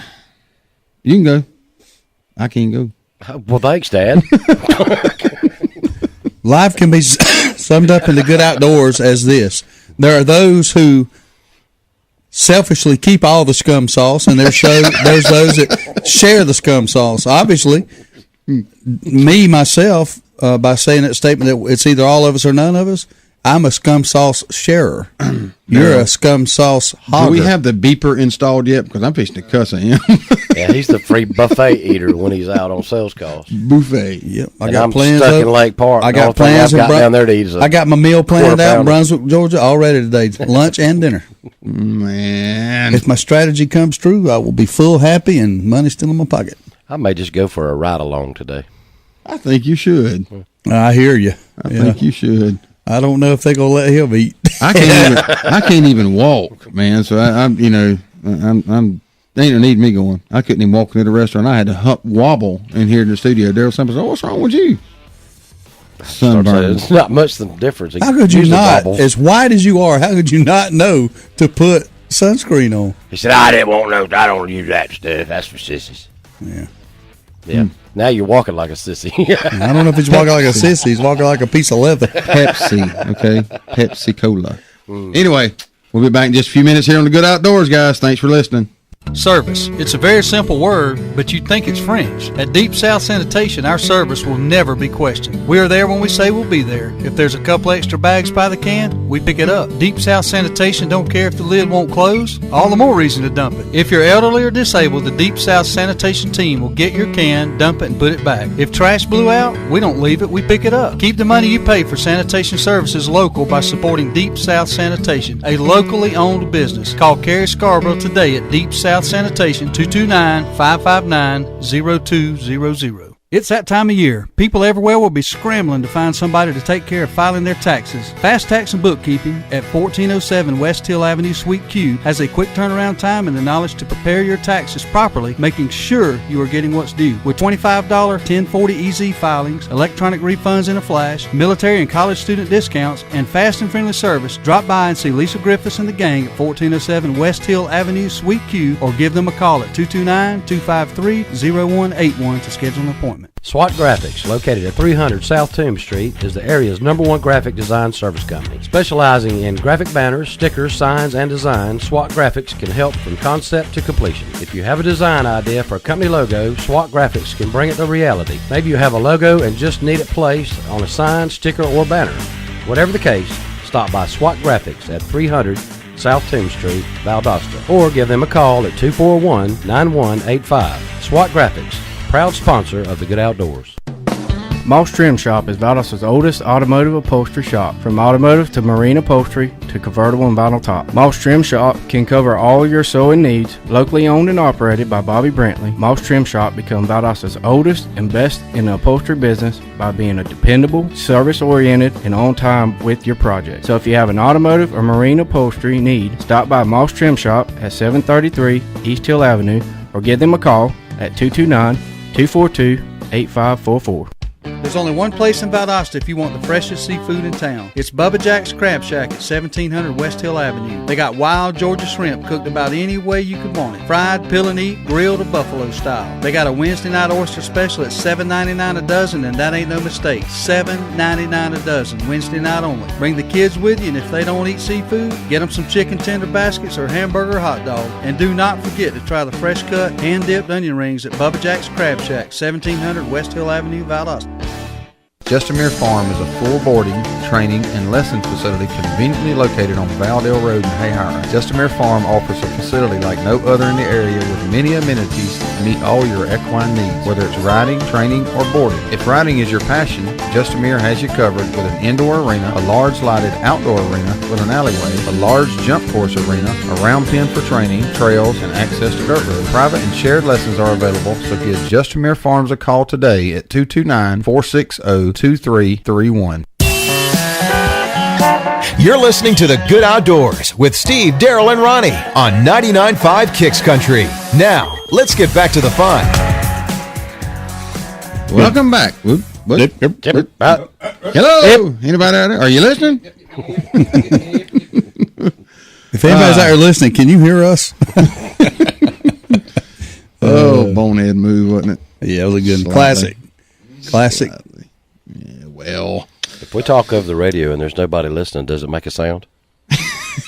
Good question. Oh, man. We're going to be looking out there at the Roman Empire over there, over the big pond, to see if the white or black smoke comes out of the chimney over there, to see if the new pope has been chosen. Yeah, he was supposed to have been chosen, wasn't he? No, they're working on it. If they got every day, I think starting today, they put if they've reached a decision, the smoke is white, and then they announce who the pope is. If they have not reached the decision, it's black. Yep. And there's there's about 112 of them in there trying to decide who's going to be the next pope. Can you imagine that meeting? Can you imagine how many people are outside waiting for all the of them smoke? Catholic and about half drunk. That would be the controversial statement of the day. I don't know. You know what the difference between a Methodist preacher and a Baptist preacher is? A Methodist preacher will say hey to you at the liquor store. That's a joke, people. Well, you know, it's a joke. Don't take it serious. Catholic priests, they drink. You know, they're not.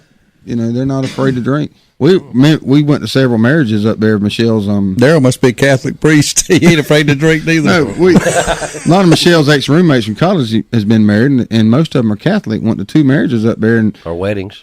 Yeah, weddings. Okay, marriages, weddings. Went to 2 weddings, and it was a funny thing because I'm not used to it being a Baptist from the South. Nice, Steve. Yes, and I'm up there at the bar, you know, getting a drink, and standing beside me is the priest. I'm like, really? He went up there more than me.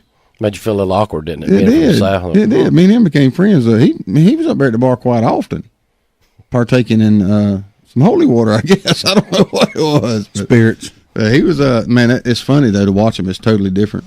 It's like the totally Episcopalians. Mm-hmm. Anywhere there's 4, there's a 5th. Yeah, them Catholics. Yeah, I'm not Catholic. Not bashing the Catholic religion by no means, but it's a pretty good religion if you think about it, because you can screw up all day long, go to confession, you're good for another 24 hours. Yeah. You know? That ain't a bad deal. Mm-hmm. Let's talk about something outdoors. Speck fishing. Let's get back on some speck fishing here. Some of the best times to go, they say, is when the water was between 68 and 74 degrees.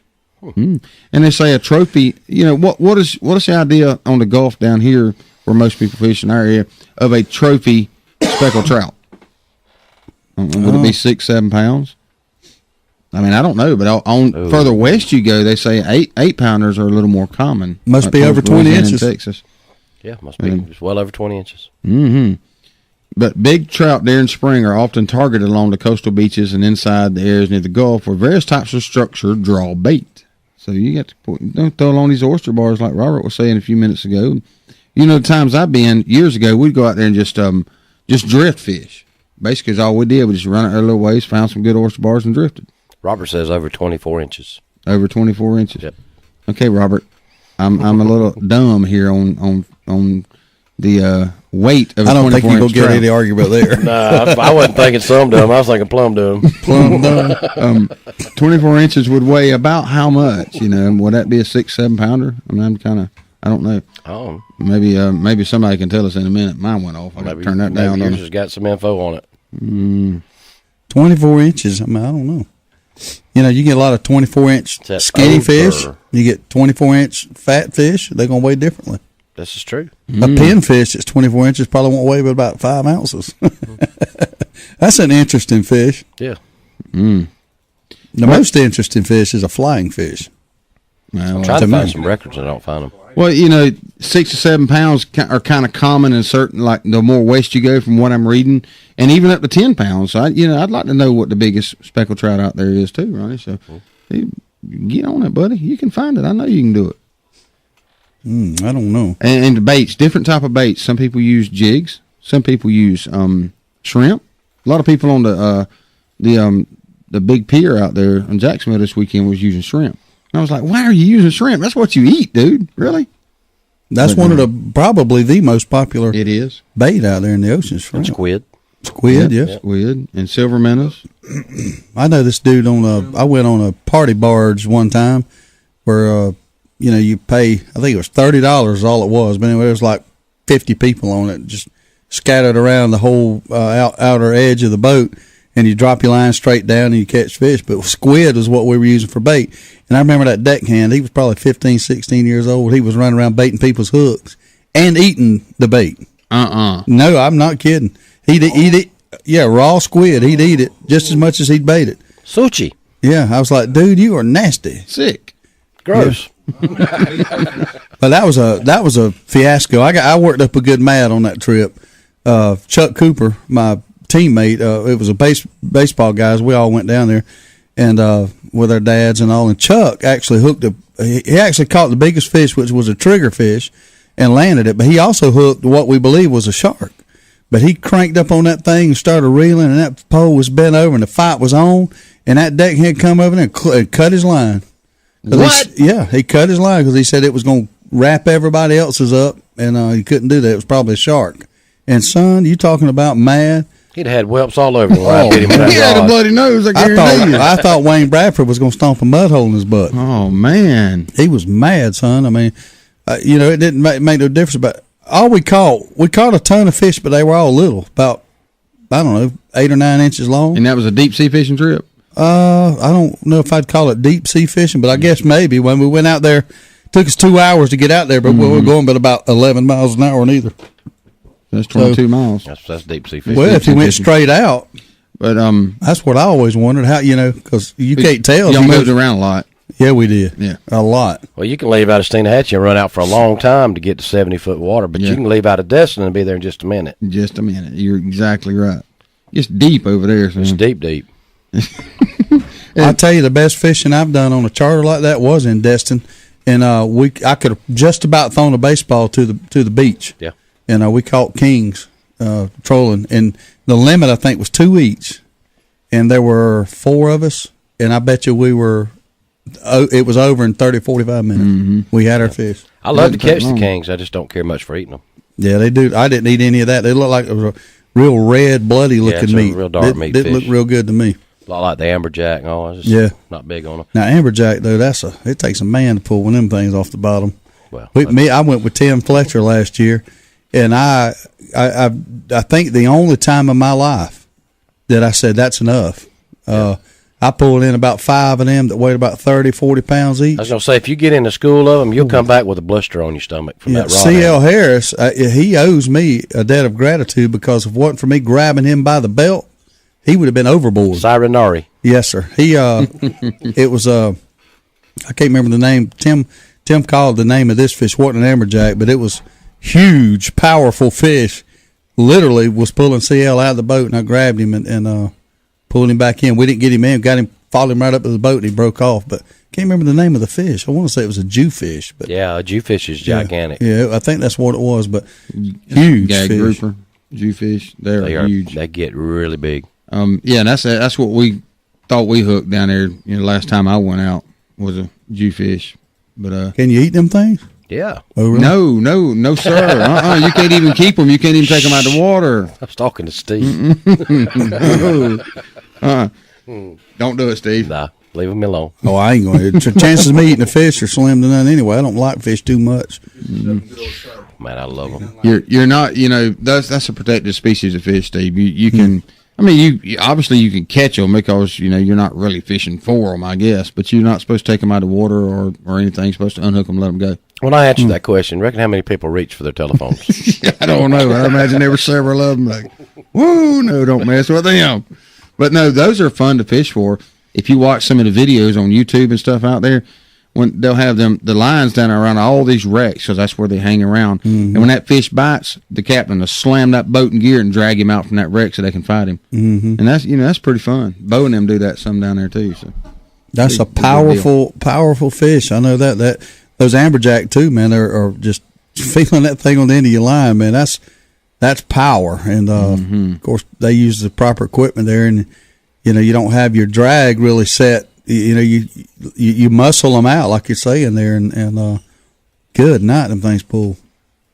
Good fishing there. We were all worn out. Me and CL Tim and a fellow by the name of Gage Hathcock. He had never caught a fish in the ocean, and I think he's ready to go back after that trip. He had a good time, but I'm ready to get down there, son. I'm definitely gonna take somebody up on the offer and go a little bit this year, and partake in a little bit of the good outdoors on the Gulf or on the ocean. Because I went on the beach Sunday, and that just not working out real well for me right now. We had sunscreen. I just didn't put none on like a big dummy. They're paying for it. But I guarantee I'll put some on when I go fishing. I'm not going to do that again. What are you holding up your fingers for?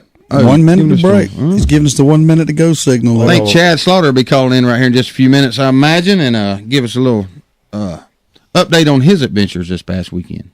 It'll be a pretty good time because he got some nice fish. What'd you call them fish? Some dang big ones? Is that dang big fish? Is that Jew fish y'all talking about? Is that the same as a Goliath grouper? Yes. Okay. Well, I've never. Why do they call them Jew fish if their name's Goliath grouper? I don't know. Wasn't involved with naming them. I don't know.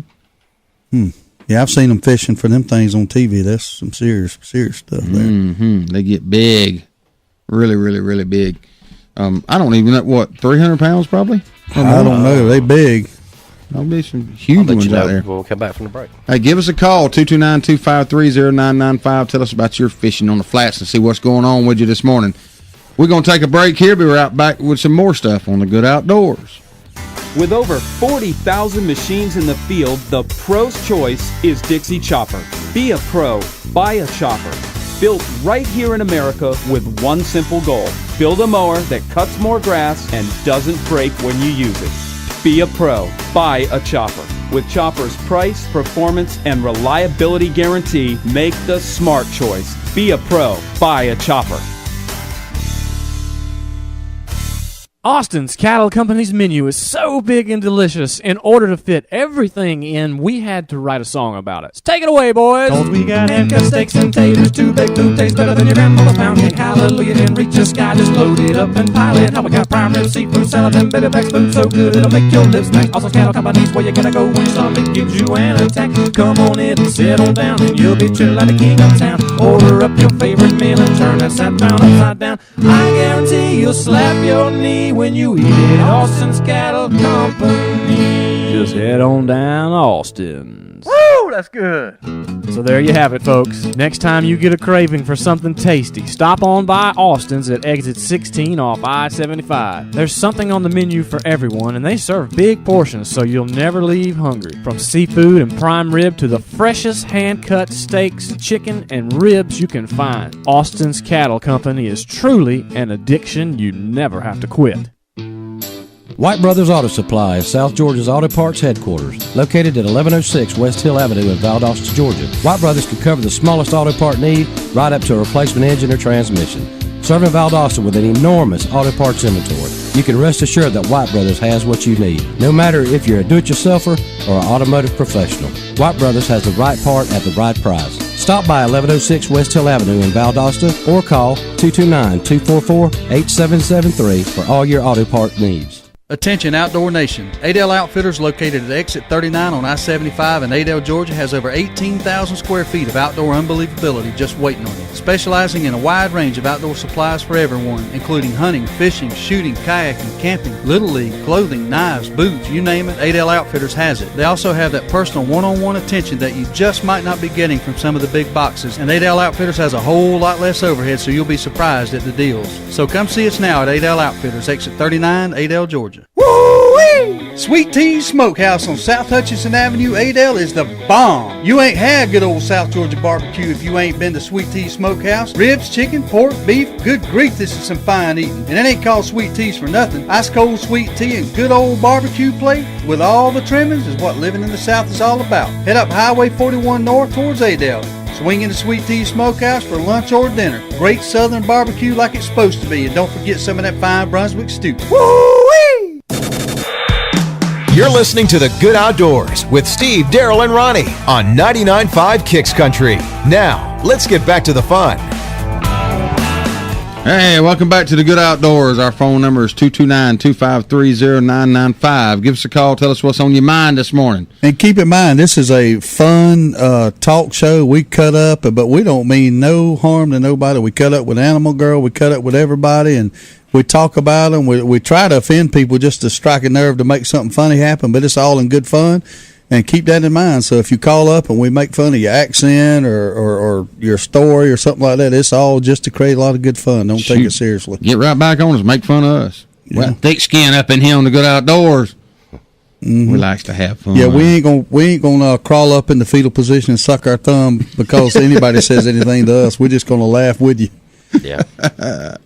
Yes, sir. Oh man. I lost my train of thought there for a minute. What was I going to say? What was I thinking about? I don't know, but I was trying to steal some fishing secrets yesterday from my next door neighbor. He's 80 years old, has lived on this canal that we're on there at Hodges Pond and Hayhira.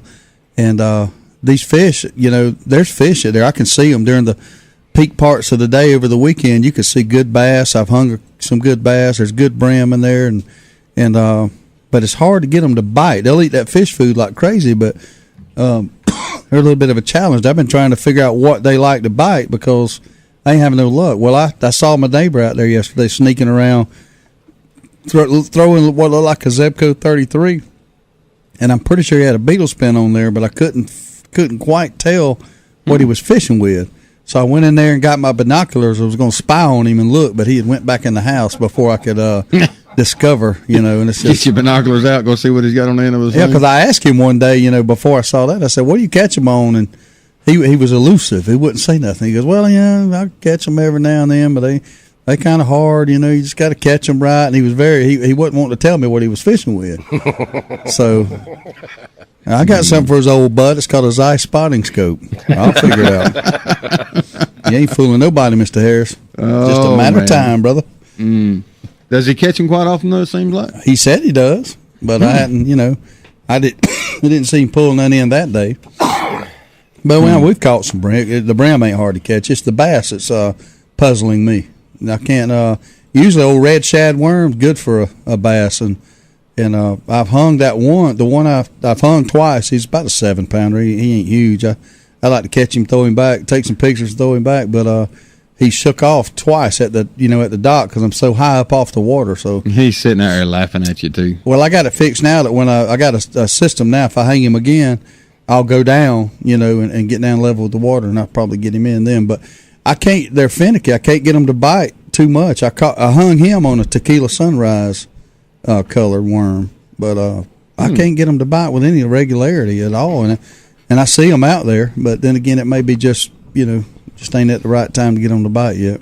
We missed it on the Jewfish by just a little bit. What was it? They can get up to 800 pounds. Good. The world record for a hook and line capture is 680 pounds. A hook and line capture. Yeah. Golly. And that was caught in 1961 at Fernandina Beach, Florida. Fernandina? Yep. Now, are they calling it, when you look at it, do they call it a Jewfish or a Goliath grouper? Goliath grouper, same so thing. that would be the proper name, and the Jewfish is a nickname? Yeah. I believe so. Just trying to get that right in my skull. Bo from Epinophilus itajara. Oh, why didn't you say so? Bo handlines them. Yeah, that's what I saw on TV where they were handlining them, yeah. Hey, we got a call coming in. Let's take it. Good morning, caller. You're on the Good Outdoors. Yeah, y'all having a good time. Dummy, I want you to listen to me. If you know dang well, if that fish, you can see him, that fish can see you, and he ain't going back. You got to get off of there where he can't see you, then you can talk dirty to it. You're exactly right. That water's real clear, and I'm high up on that dock. way up high and the sun's casting my shadow, he ain't gonna bite. You right, dude. If he can see Steve, he's hiding under a limb somewhere. All right, he looking at you laughing at you. He said, "You dumb." You got dumb all back. You got to sneak in there with him when he ain't expecting you to see you. Oh no. What are you trying to say? I'm ugly or something? I am. That's it. Oh. Well, at least you ain't sugarcoated it. I like the way he said he didn't call you dumb, he called you dumb. Double dumb. All right, you fellas, have a good time. Appreciate it, man. Oh, here we go. That's what it's all about right there. Hey, let's lead off into the Rusty Nut weather report. You want to, Ronnie? You want to? Yeah, I didn't have but one feeling left, and he heard it. The weather brought to you by Powerhouse Outdoor Equipment. Currently 64 degrees. Where am I at? Today. In the Black Crook Studio in Valdosta, Georgia. You're right there. Everything went black. Are you there? Today, rain or showers, ending cloudy early with peaks of sunshine expected late. High of 68 degrees, winds northwest at 10 to 15 miles per hour. Tonight, clear to partly cloudy, low of 43, winds north-northwest at 5 to 10 miles per hour. Tomorrow, mainly sunny, high of 67 degrees, winds northwest at 10 to 20 miles per hour. Ooh. What happened to the possible 1 inch of rain that we could have got? It was just possible, wasn't it? It was possible, and I think the possibility has passed. Well, it rained hard. We probably got a half inch last night at my house. Yeah, it rained I pretty looked good at the rain gauge today, but it flooded at my house last night. It was wet everywhere on the way in this morning. It sure wasn't in my house. It was still dry up under my truck. I live 200 yards from you. And it was dry up under my truck. Well, it was dry under your truck because it didn't rain under your truck because your truck was blocking the rain. Yeah, but I live on a slope, dude. It runs downhill. Water, it's not like electricity. Electricity has to be level to flow. Water runs downhill. Electricity will run uphill. No, it won't. I don't even know what to say to that. I mean, I'm kind people on mountains have lights. Is all I'm going to say. That's what I was going to say too. And they also 2-story houses. The paddle box is usually on the first floor. I live in a 2-story house too, by the way, and I'm an electrician. And that's scary. Must be dark up there in your upstairs environment. Dark. There's a bill out that would ban lead ammunition in California. Leave it to California. They've been trying that for years. In Georgia, they won the battle. To duck hunt, you can't use lead no more. You got to use steel. So that's something that's going to be, more and more in the forefront. The environmentalists are pouring a lot of money to ban lead, and in the fishing lures, you're seeing a lot of people move towards tungsten, type stuff to get away from some of the lead content, but. I don't know what's going to happen there. Lead is a bad thing now. You can't refute that. Lead-based paints have caused cancer through the years, and you do have to watch what happens in the environment. Just like the wastewater that gets treated and dumped back into our rivers. And then you have a flood, and then a lot of the wastewater doesn't get treated and gets dumped in the rivers. And what does it cause? What kind of problems does it cause? You got to be aware of that, and it's a fine line. How in the world are they going to ban all lead ammunition? I don't. What are they going to replace it with? Steel? I don't know. That's not going to be very good. That steel is not going to. When you shoot a deer with a lead bullet, you rely on the expansion because lead's soft and it expands and puts the deer down. That steel shot. Going to be like a steel jacket bullet. It's designed to wound, not kill. The 223 steel shot or steel jacket bullet that they created for the war. It's designed not to kill. It was designed to wound, and it doesn't expand upon impact. It goes right through them, blows through them, leaves a small hole. And I don't know what they're going to do there. That's interesting. You got another call coming in this morning. Good morning, caller. You're on the Good Outdoors. How y'all doing today, man? Good. How about you? I'm fine. It's quit raining over here for a little while. Yeah. Where are you at? I'm over here going towards the Oh, okay. Good deal. What I called in for, I just wanted to tell everybody to be careful in the woods. Yesterday we killed an 8 rattlers and a button and a 13 rattlers and a button in one spot. Ooh. I mean, we working on the power line. I'm the guy that does that. But we went to move some brush, and they come crawling out and curled up like they got our booties. Goodness, do y'all wear snake boots? Yeah, we wear snake boots, but they were huge. Man. Timber rattlers. Yeah, they gonna start crawling right now. They sure yeah. are. They were out there in a frenzy yesterday. All that water probably got them pushed up, moving a little too. Plus the warm afternoon temperatures are getting them babies crawling. Oh yeah, and if not, Steve was talking about steel jacket shells. One of the worst things that ever happened to me. I was out of shells, and I called my brother. He was coming hunting with me one morning. I called him, going to pick me up some shells in the afternoon. He just walked in and grabbed the box. The mine, and it was supposed to be mine, bought them out. I loaded my gun, went to my deer stand at 12 point. He stepped out and I shot him.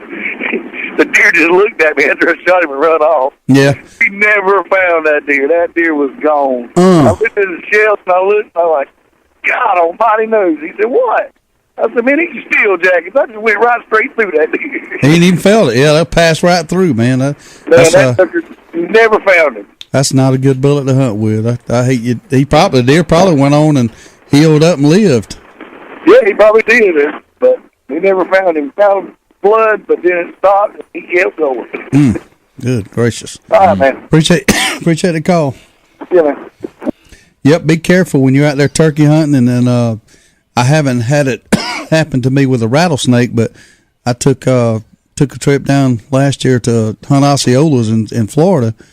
And Pat McKenna and myself were sitting in the ground blind, a little makeshift ground blind, and he come jumping out of there, and it was a dang coral snake had crawled across his boot. That's a bad boy. That's a bad boy. The good thing about a coral snake is he's got to pretty much gnaw on you to get any poison in you. It's not like he don't have fangs like a rattlesnake that injects venom. He has to pretty much gnaw on you. So, but you still don't want to get gnawed on by a coral snake is the point. But snakes will be crawling here in turkey season. The last thing you want to do is settle down an old palmetto bush and a big rattler. Eye to eye one. Yeah, you don't want to do that. Best thing to do is freeze. It's supposed to get up to 80 degrees this weekend, so you know they're going to get out and they're probably starting to get a little hungry, ain't they? They probably are. Hey, we got to take another break here. Come out with the last segment here on the Good Outdoors. What do y'all think? Went by pretty fast. Probably ought to relax for a minute, regroup, get our thoughts, and come back strong after the break. That's right. Thanks for listening to the Good Outdoors, everybody. We'll be right back. So, Dawson, is Dad still ill about you calling him out on his shooting ability? I don't think so, but I have seen him on the range a lot more lately. Dad always says practice makes perfect. That's what he says, but I don't think it works for adults. Why do you say that? Well, from the look of the scorecard, it's making it worse. Dawson, bring me some more shotgun shells. Okay, Dad. If you need some practice, come by Southwind Clays and Quail on the Quitman Highway just past the river headed towards Quitman. With a top-notch clubhouse, a 5-stand, sporting clays range, as well as a rifle and pistol range, Southwind has what you need to succeed. World-class quail hunting is also available with some of the finest bird dogs around. Dad sure shoots a lot. Yeah, if he keeps this up, Mom's gonna be mad. Why is that? Because he's spending all Mom's shopping money on shotgun shells. The grill might be in storage, but that's what campfires are for. And the backyard party is on hiatus, but that's because everyone is tailgating. Only the seasons change, tastes don't. And when you've got Bud Light Lime, you don't need summer to have a good time. It's the superior drinkability of Bud Light with a splash of 100% natural lime flavor. Look for a Bud Light Lime and find your summer state of mind anytime. It's in the lime. Anheuser-Busch Bud Light Lime flavored beer, St. Louis, Missouri. Jones Welding and Industrial Supply has been serving South Georgia and North Florida for over 3 decades. With 9 locations in the South, Jones Welding and Industrial Supply is a full-line distributor for all welding and industrial supplies. The Jones mission is to provide quality products at a competitive price in order to supply the best service available. Jones Welding and Industrial Supply has built a reputation for good, honest, old-fashioned service. For a location near you, visit www.joneswelding.com. Jones Welding and Industrial Supply is a proud supporter of the Good Outdoors. Val Optics on Patterson Street in Valdosta, Georgia has been providing 1-hour service for 25 years. From eyeglass repair to eye exams conducted by one of 2 on-site optometrists, Val Optics is there for all of your eyesight concerns. There is no need for an appointment, and most insurances are accepted. Val Optics also accepts outside prescriptions. So if you need eyeglass repair or an eye exam, stop by Val Optics at 601 North Patterson Street, Valdosta, Georgia. 25 years in business says it all.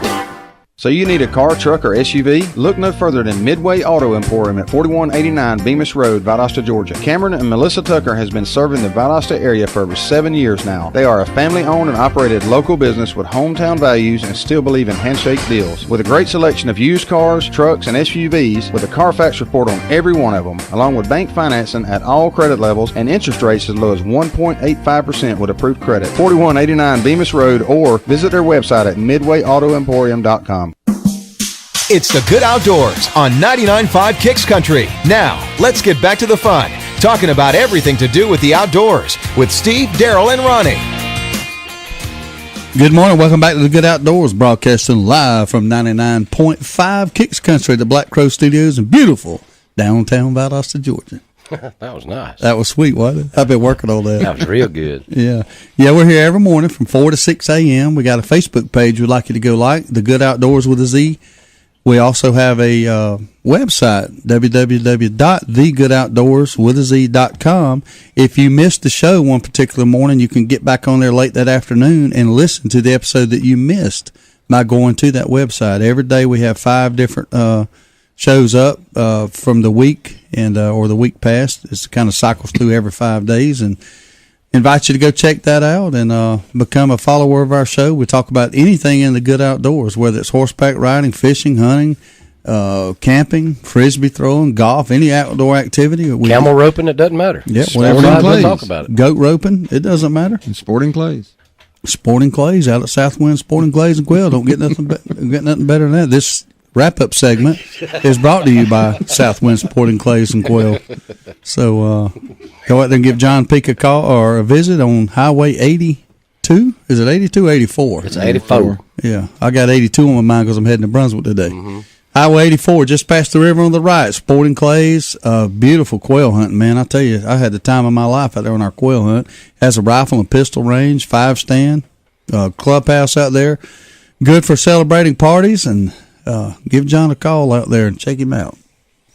That's right. He is a proud supporter of the Good Outdoors radio show. You think we had a good time? Chad and Bill and Cameron, they had a time of their life out there. I bet Cameron's ready to go back. I know Chad is. Chad said it's one of his funnest hunts of the year. Yeah, I'm definitely ready to go back. You know Cameron's ready? Yeah. I'm wondering if Cameron's been since we went. It wouldn't surprise me a bit if he has. He may have. He may have went back out there. I think the season just ended this past weekend. I'm not sure, but I think it just ended for him this past weekend. I tell you what, we've had some near misses of the Earth here lately. We've had 4 asteroids buzz the Earth in the last 7 days. Mm-hmm. One of them the size of a city block.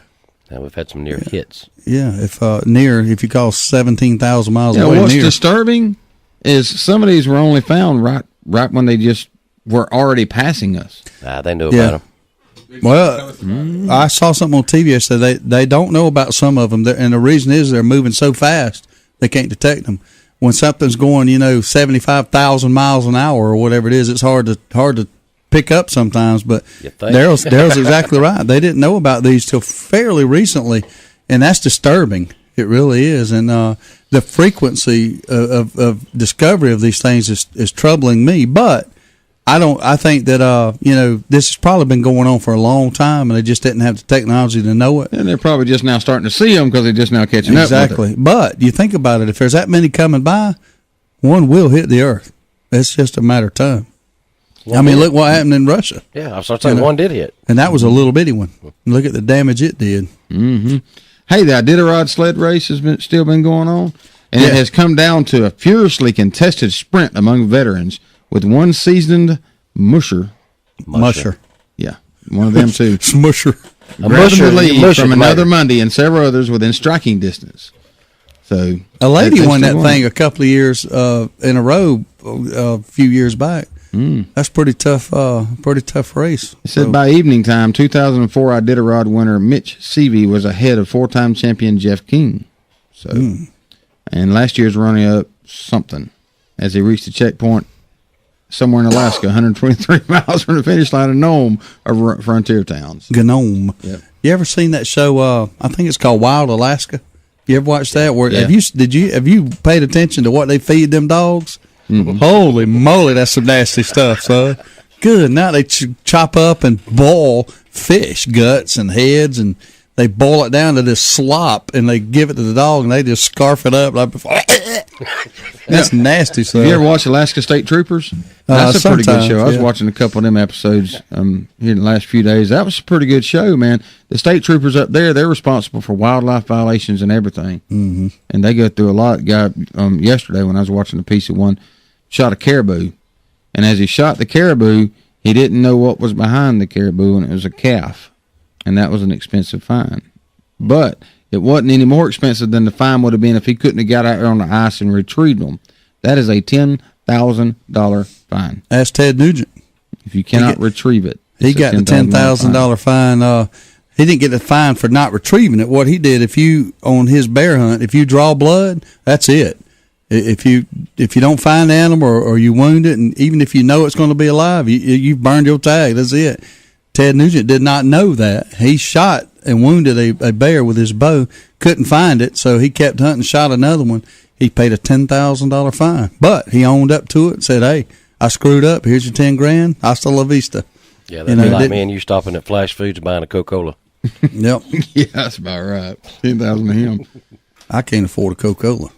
But yeah, that guy, he was nervous yesterday. Now he was bad nervous. He didn't, him and the state trooper got the caribou off the ice, but he was really nervous because he'd killed the little one behind it. And the state trooper was giving him a hard time. Said, "Man, you couldn't wait. You couldn't wait a little bit further. They got a little bit closer.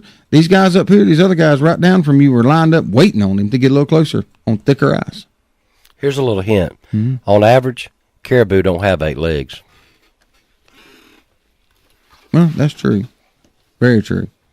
Well, he might not have seen the other leg. I don't know. He did not know what was behind his target. I tell you what, I've seen deer line up amazingly. Matter of fact, Caden, 7 years old, the first deer he ever shot at, there was a doe and a yearling out there, and I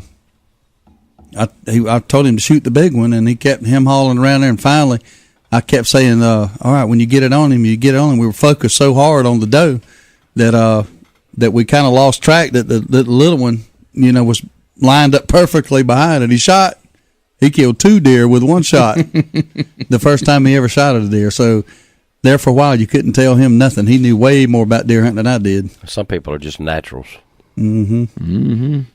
Happens a lot there, a lot more than what really think it does. I mean, I remember Uncle George did it when we were little.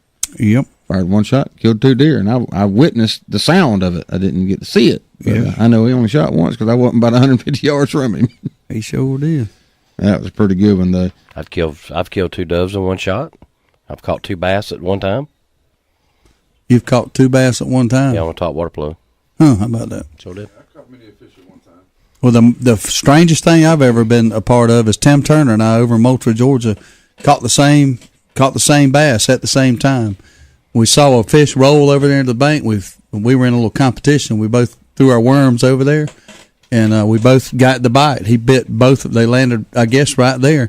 But we had the fish hooked on both sides of his jaw, and we reeled it in, and we like to die laughing. That is a true story. Greedy right fish. Yeah. I thought Chad Slaughter was going to call him. I'm going to have to call him out. He told me he was going to call in and give us a fishing report. Now I got to call him out because he's too scared to be on the radio. Well, maybe the fishing report wasn't all that good. Let's take a phone call this morning. Good morning, caller. You're on the Good Outdoors. Hello. If you're scared, say you're scared. Yep. Give us a call, 229-253-0995. We'll take a quick call. Let's hit it again. Good morning, caller. You're on the Good Outdoors. Good morning, it's Chad Slaughter. How you doing? I was just talking bad about you, man. I know you can't say I'm scared. You ain't scared no more, but you I can. phone call yesterday, but I didn't want to mess up your dolphins and porpoise discussion. Oh, yeah. That was some serious stuff right there. Oh yeah. Well, you went fishing and caught some nice fish this weekend, didn't you? Took your son down there? Yeah, we went down to Keaton Beach, and we was able to get on the trout. The trout bite's pretty good right now. Mm-hmm. Everything on plugs just about, and a few fish on grubs. Good deal. But the big thing is my neighbor went down there and went out to the Steenhatchee Reef, and they wore out the sheep head. They had a limit of 45 sheep head. And I know that had to be a fun day. If we could have got out there a whole day and spent it out there, I would have loved to have been there. But that day's coming. We'll have to plan that trip ahead sometime. Oh, yeah. Yeah, that's what I want, some sheephead. Tell me about the big trout you're holding up. What size, or how much that trout weigh? We don't weigh them. We measure them because you're allowed to keep 5 fish, and one fish can be over 20. That's it. The rest of them have to be between 15 and, I guess, 20 inches. Right. But the biggest one was 24, and the smallest one was 22. So that's good fish. Heck yeah. Well, I heard through the grapevine, Chad, that what I understand is it's the guide that allows you to catch the big fish. It have anything to do with who was guiding the boat that day? No, you've been talking to the wrong person. Misinformation. I'm not going to call any names. Will always tell you the big fish is his fish. Mm-hmm. So it doesn't matter if you catch it or if he catches it or if the man next to him catches it. It's always up to him. So well, he does a good job. I'm not going to call any names, but his initials are Bill Slaughter. That's it. Oh man, that's some good fishing though. When y'all headed back? He's going to go back this weekend. I'm on shooting in that 4-H archery shoot over at the Civic Center this weekend. Okay. Try to raise money for 4-H, and then I'm going to try to get down there. Where my problem is, we got turkey season coming up in 2 weeks. It's going to be kind of tough. Gonna get tough. That's right. We got our priorities in order. It's turkey season right now, ain't it, Chad? It's fixed to be here. I hear you, brother. We appreciate you calling. We're fixing to get out of here, man. All right, y'all have a good day. You too, man. Thanks. All right, man. I tell you what, I've had a good. He's like me. He's got his priorities in order. Turkey season first. But I've had a good time this morning. We got somebody coming in and talking about 4-H tomorrow, Steve. They are. Yep, Mitch Folsom from T3 Outdoors is going to be coming in tomorrow. And bringing the guy that is heading up the 4-H shoot there, and we'll give you some information about that. So y'all make sure you tune in. All right, y'all have a good day in the good outdoors. Thanks for listening, everybody. See y'all later. Bye-bye. You've been listening to The Good Outdoors on 99.5 Kicks Country with Steve